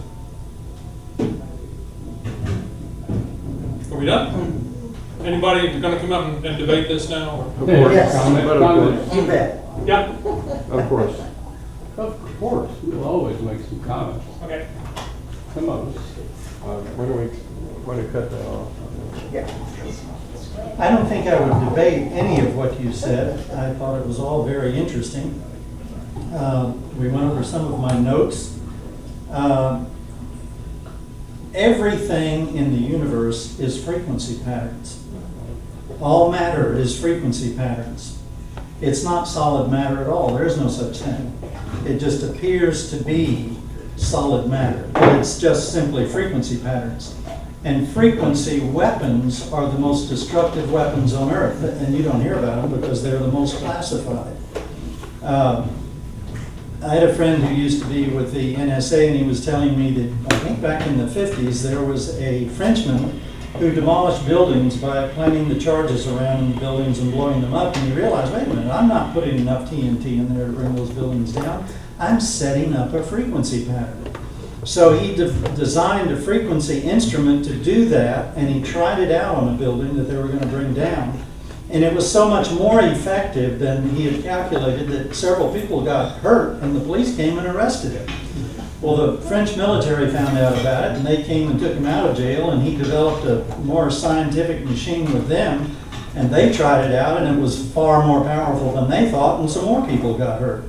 Sound weapons are amazing. A friend was telling me of a German company some years ago that developed this instrument where we go in with our jackhammers and break up concrete. They run this machine over it, it sends a frequency that takes all the concrete and turns it to powder. Because it has the frequency of the bonding frequency of the particles of concrete. Stanley Meyer, who ran his car on water, got like 1,000 miles to the gallon on water. He had a little container and he would stress the water with positive electrodes on one side, or capacitance on one side and negative on the other, that would pull the hydrogen and oxygen in opposite directions, and then he would beam in the bonding frequency of hydrogen and oxygen and bubble off into the most powerful fuel that you could just about get. I was lucky, I think, as a kid, that across the road were the woods. And my sounds that I loved were all the birds and the foxes and just all of nature, the wind rustling through the trees. And I think that it is very important to not only develop a thinking mode, but even more important is to develop a listening mode. And I mentioned this before, but what's his name? The British physicist. Yeah. You know, I mean. Yeah. Stephen Hawking. No. He was interviewed. I read his interview, and he stated that he was talking about a thing he called sudden insight. And he said it cannot occur until you get thinking totally silent and still. Even thinking about not thinking will interfere with the process. But here's the physicist, David Bohm. And he said that sudden insight, when you can attain it, completely explains to him instantaneous healing through prayer. Now, thought is the most powerful frequency generator that we have. And everything we do with physical stuff, we can actually, if we learn how to do it with thought. That's why healing works. And some people who do healing work do it very instantaneously. Let me see here. You mentioned Waco. Yeah. I was watching that live, and when the tank that crushed into the wall of the place pulled out, they were shutting off the flamethrower. Mm-hmm. They burned that place down with flamethrowers. When I was a little kid, I started high school and boarding school in St. Louis. And I built a Heathkit stereo system. And I didn't know anything about music, basically, other than my woods. And so I bought some jazz records and I would listen to that stuff. And then I discovered classical music. And that was it from then on. And I would just listen to lots of classical. And through school, I would come home early in the afternoon, pull the window shades down and put on 3 discs of Beethoven's Ninth Symphony and listen to the whole thing lying in bed with the lights out and my eyes closed, and then go to the track meet and have the best day that I'd ever had. And I think the harmony of that music was just a wonderful thing to experience. Yeah, my generation was In-A-Gadda-Da-Vida. Was what? In-A-Gadda-Da-Vida. Oh, okay. Now, have you ever heard Iranian music? Oh, yeah. I had a friend here, and she invited me over to SMU to this very formal Iranian concert. These people were very loving and nice and glad we were there and all of that, and some of them who put it on were her friends. Two women came out, and they had a piano and one sang. And that song went for 45 minutes. And I'm sitting there, and it was just so kind of, oh my God, it's off key. I mean, that's the way the whole thing felt.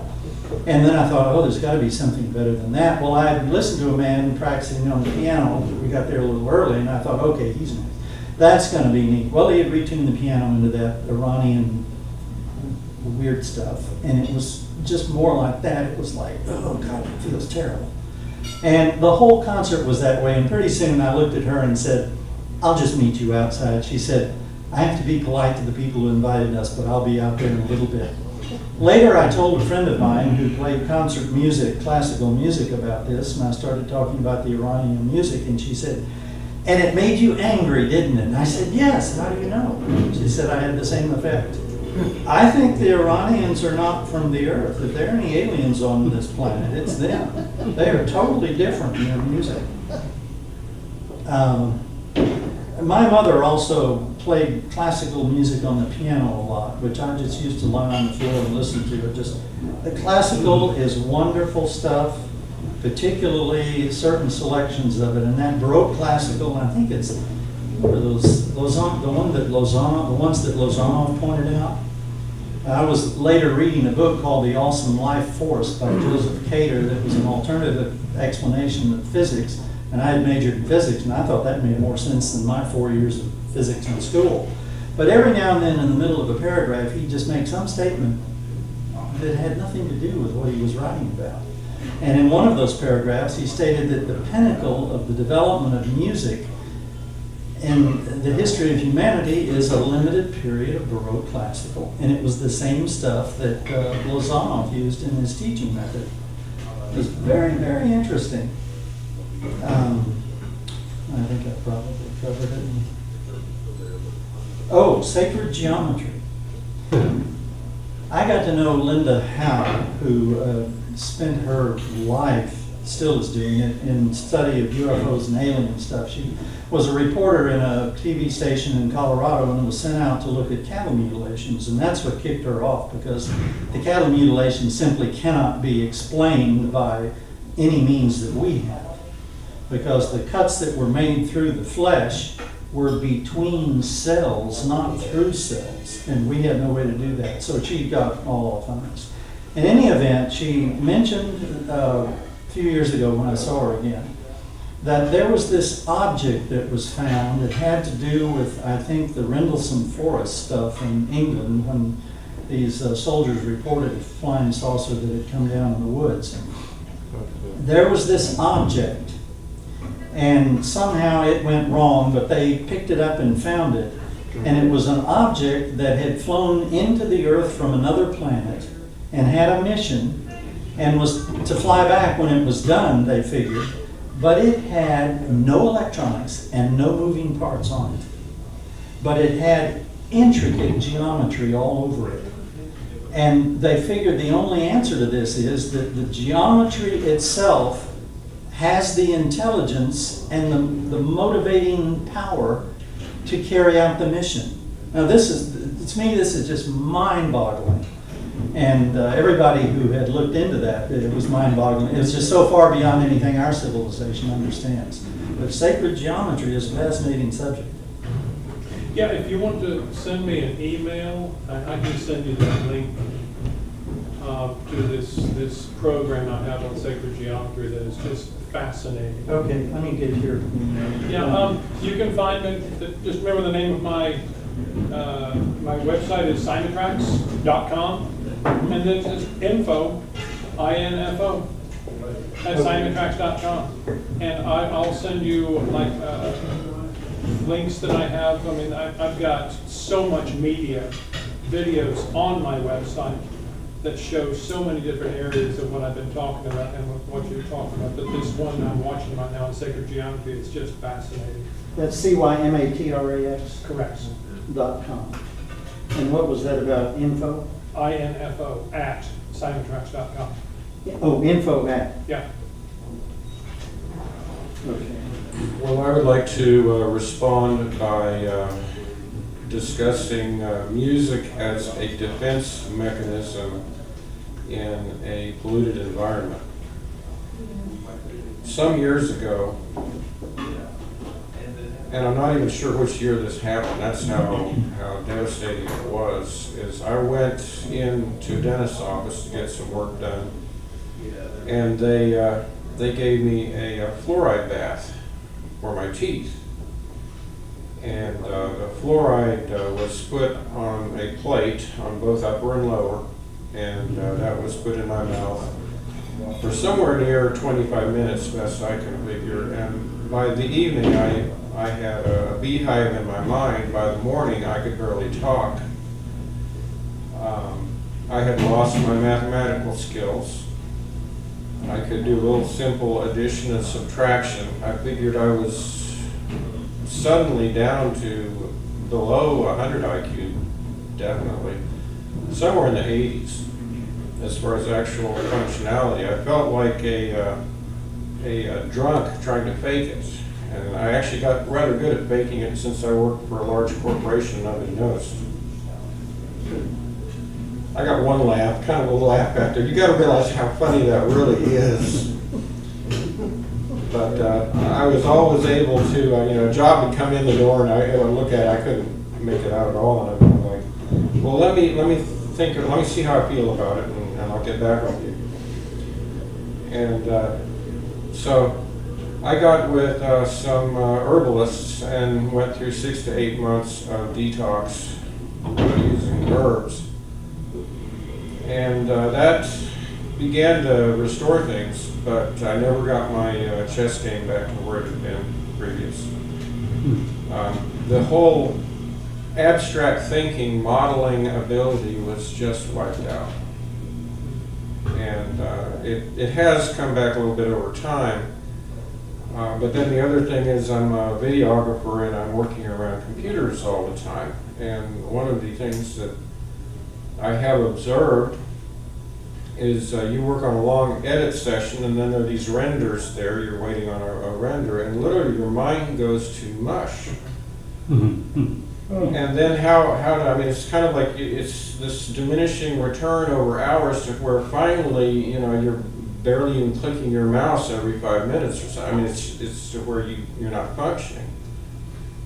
Well, somewhere in here I decided, well, before I die, I want to take the violin back up, and I took the violin back up. So during those long render sessions, I can pick up the fiddle and I can work on an etude or two. And it's really surpassed anything I would expect as far as basically repatterning my brain function and not only restoring but really kind of going even beyond and creating new channels. And when you combine all the different skills, the hand-eye coordination, the motor skills with the having to work on your pitch, keep your pitch within reasonable bounds, and all of the different things working together, then you add reading music, then you add that hateful thing, that metronome, and you find how completely off your rhythm is. And between all of that, what is emerging is a much higher degree of organization than I could have expected. And so I had goals in the beginning, and I'd say my goals have gone way beyond what I originally set them at as far as how far I think I can push this in my 60s. And it's really fascinating to see because I feel the brain enhancement, I really do. I feel quite a lot of, I can get up here and mumble around for 5 minutes, so it's got to be some good to it.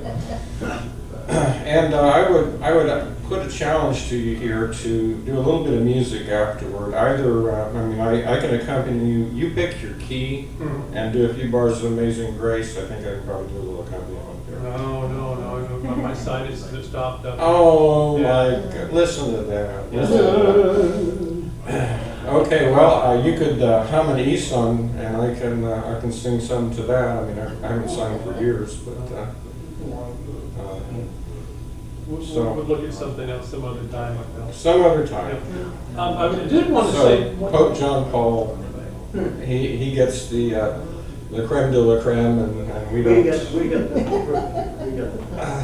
I did want to say when you were talking about using it as a weapon, I was flabbergasted when I met one of the leading sales managers for Microsoft software in the United States about a month ago, and I was telling her about my software, and she said, "Oh, well, you can take that to the DoD for them to use as a weapon." Actually, I think that's already our laptops and our Blackberries. I think, one of the terms I don't recall you using was the term entrainment. Ah, right. And that is one of the things is you know, music can lift you out of a mood if you're down in the doldrums. And it can bring you up to a certain level, but it also can trap you down to a level just as much, depending on the music. I mean, I can handle about a half hour of Irish music. Maybe 45 minutes of Celtic. But there are certain rhythms and things. I love to hear it. I love it. That's enough. I don't want any more. 10 seconds of Justin Bieber does that to me. I'm usually looking to change the dial. Yeah. The name is good enough for me. And I guess one more quick story is I had a acquaintance who was a line foreman at a defense contractor where they worked on Air Force One, Air Force Two, and he noticed they were cooking the books on all this stuff, and so he started developing a file. And somebody got wind of it, and people started dying all around him, so he figured he wanted to memorialize his story. And he was telling about a visit where he had 3 agents from some unnamed agency come in to visit him with their long jackets on. And they came in and they began offering him threats. And he said, "Gentlemen, see this little remote control thing in my hand? Did you notice that antenna around the home when you came in the door? You know where I worked. You know what I know. If we're going to have a party here, we're all going together."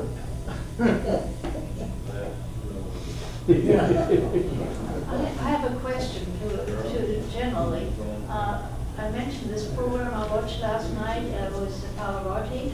Afterwards, they had some classical music, songs that we are familiar with, but we don't know where they come from. Actually, they are old classics.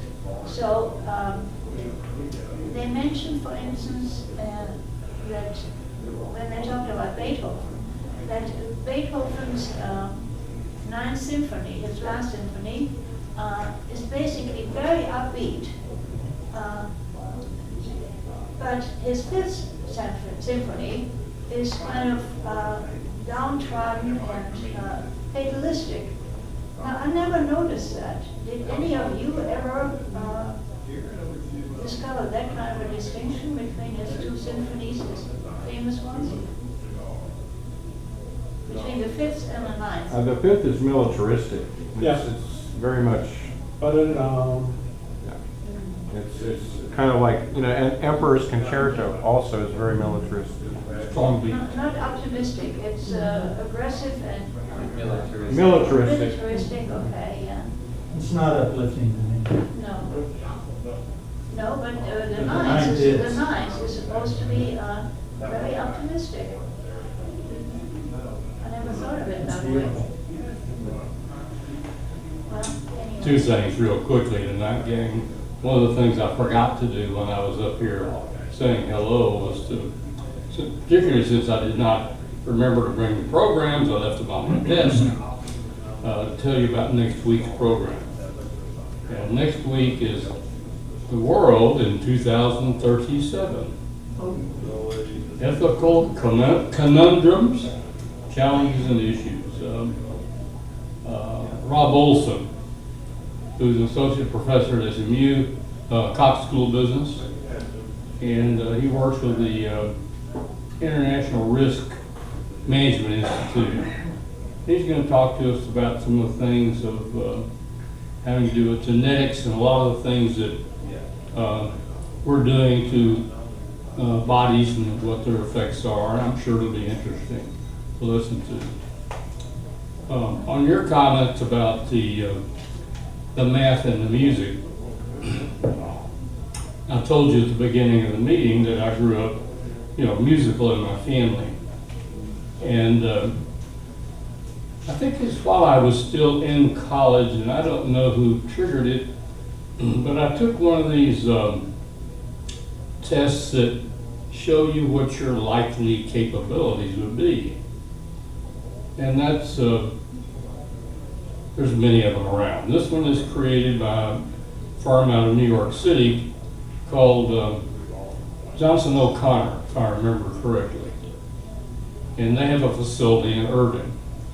And they give these tests, and they come out, and you take it for maybe 2 days. It's pretty exhaustive.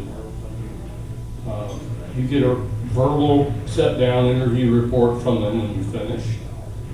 And they give you a bar chart that shows you, you know, in the different areas where you're likely to be able to perform well. You already have some skills in that area, or your basic, what I'd call foundational, intrinsic nature would enable you to excel at that.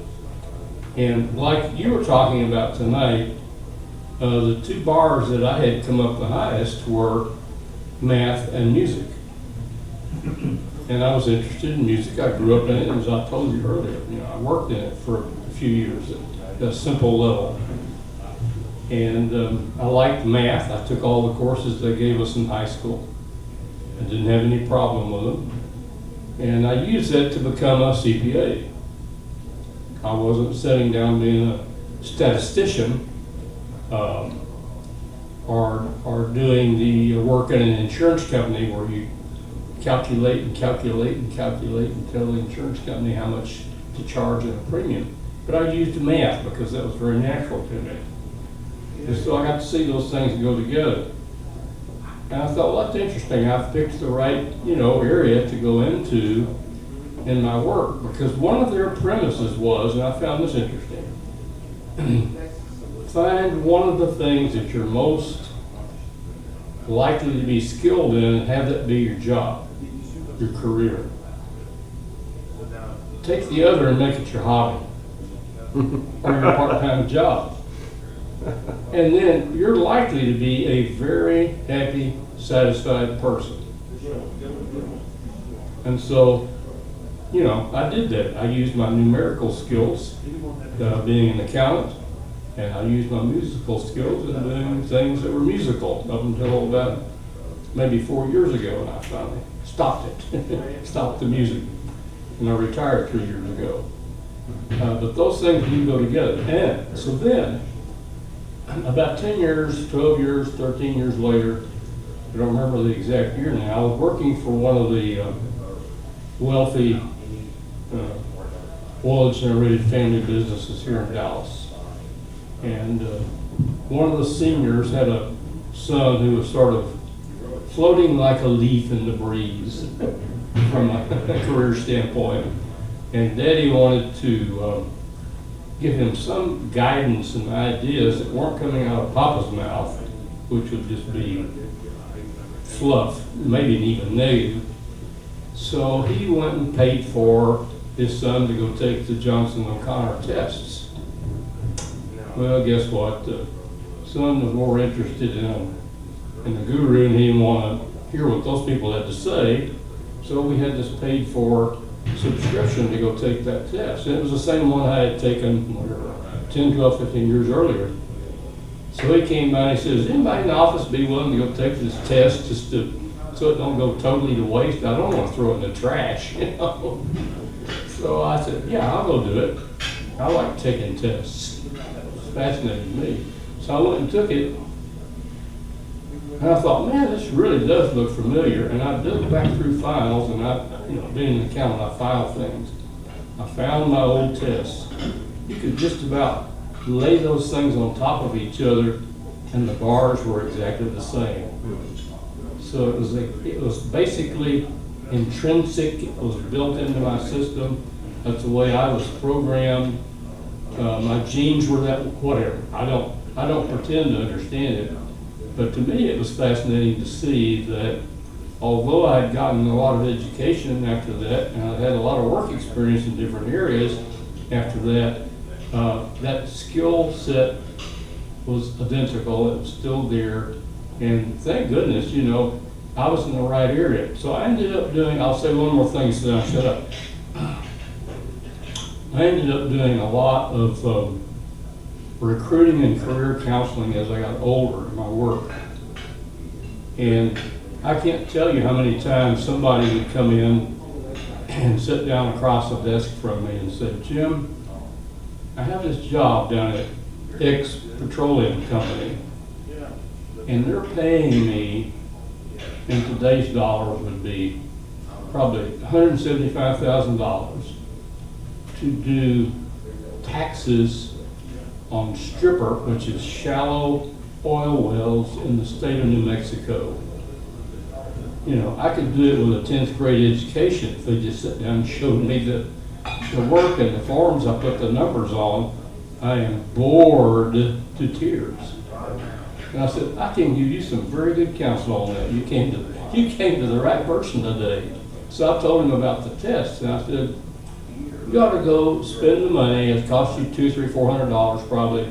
Take the test, find something that looks like you would be good at and would enjoy doing it, and either go start up a little secondary part-time business and do that, and just treat your job like it's a necessary evil. You don't like it, you're not happy with it, but they're paying you more money than you could make in any accounting job in this area if you tried to change, because what you've been doing is so narrow, so focused, you're almost worthless for a job that's this wide, because you're only this wide. And he said, you know, I never thought of that, but I think that's a perfect idea. So our basic skills that are in there have a lot to do with how happy we are at what we do. And I felt so fortunate that I stumbled into that at an early stage, and it paid off for me emotionally. But there is change. I'm fascinated by that. There is change. When I was a student, I was a duck in mathematics, was interested and so forth, but the longer I live, the more I appreciate numbers, because there's logic in them. It's a fact. 2 and 2 is 4, and there's nothing you can do about it. You know, wherever you go in the universe, it's a law of nature. 2 and 2 is 4. Not unlike other things that people change facts now to alternative facts, right? You cannot do that with numbers and mathematics. So you can really rely on that as being logical. Well, Donald Trump will differ with you and say it's false news. Okay, I believe That's like the music. If you don't hit, what is it, 256 megahertz, you're not hitting the middle C. And if somebody has a decent ear for music, and you're off just a few cycles, it grates on them. People with perfect pitch, but then again, are you looking at relative perfect pitch, which is, are we still looking at 440 hertz, or are we talking about 432, and how Yeah. do we rearrange that in case somebody does say, all right, this orchestra is now then tuned to 432, and the person with the 440 perfect pitch is going to go, huh? Yeah. It's like that Iranian music. Yeah. Yeah. I think we've Like had there's a gap between G and G sharp. Yep. And if you divide that approximately in half, and someone generates that tone, whether it's with their voice or with their instrument, and you don't have to have perfect pitch, but if you're pretty close to it, you know it, and it gets you, you know. That's like the interval of the augmented fourth and the diminished fifth. That Yeah. area in between those two can really set somebody off. Yeah. You're back up, you're the finisher. Anyway, it's your time to get up and comment on comments or No, add no, some this- closing. I've got nothing else to say. Everything I just totally agreed with, and it's been a wonderful audience, and, Right. you know, I'll be here all week. And so, Well, thank you. What we can do is, thanks for coming, I think it was exceptionally interesting, I think, and thought-provoking, and perhaps we can come back later and see how things have progressed. And it wasn't political tonight, thank you. And it was not political at all. No one said, I'm not going to vote for him, or, Yeah. you know, I would have to bring a hangman snoops if it was going to be political. all right, No way. you go. Hey, you'd fit in with this crowd. Yeah, well, we usually get rambunctious, you might say. Anyway, very enjoyable. Anyway, come back in whatever Tom So when you have something. Well, or even if you come, Yeah. if you find me on LinkedIn, Mm. I'll make the announcement there of whenever the software is going to be launched and how it's going to be progressing. Yeah, it would be interesting to, because actually, sound is, as you say, it is energy. So, Yeah. you know, it's transmission of energy. So Yeah. it's really quite interesting physics, actually. Okay, thank you. Thank you all very much. Incidentally, 2 and 2 is also closer and closer if you're going to something. But it also depends on if you're looking at Common Core education too. 2 and 2 could be 5. Oh, well, that's correct. And let's prove it. Some of today's classes.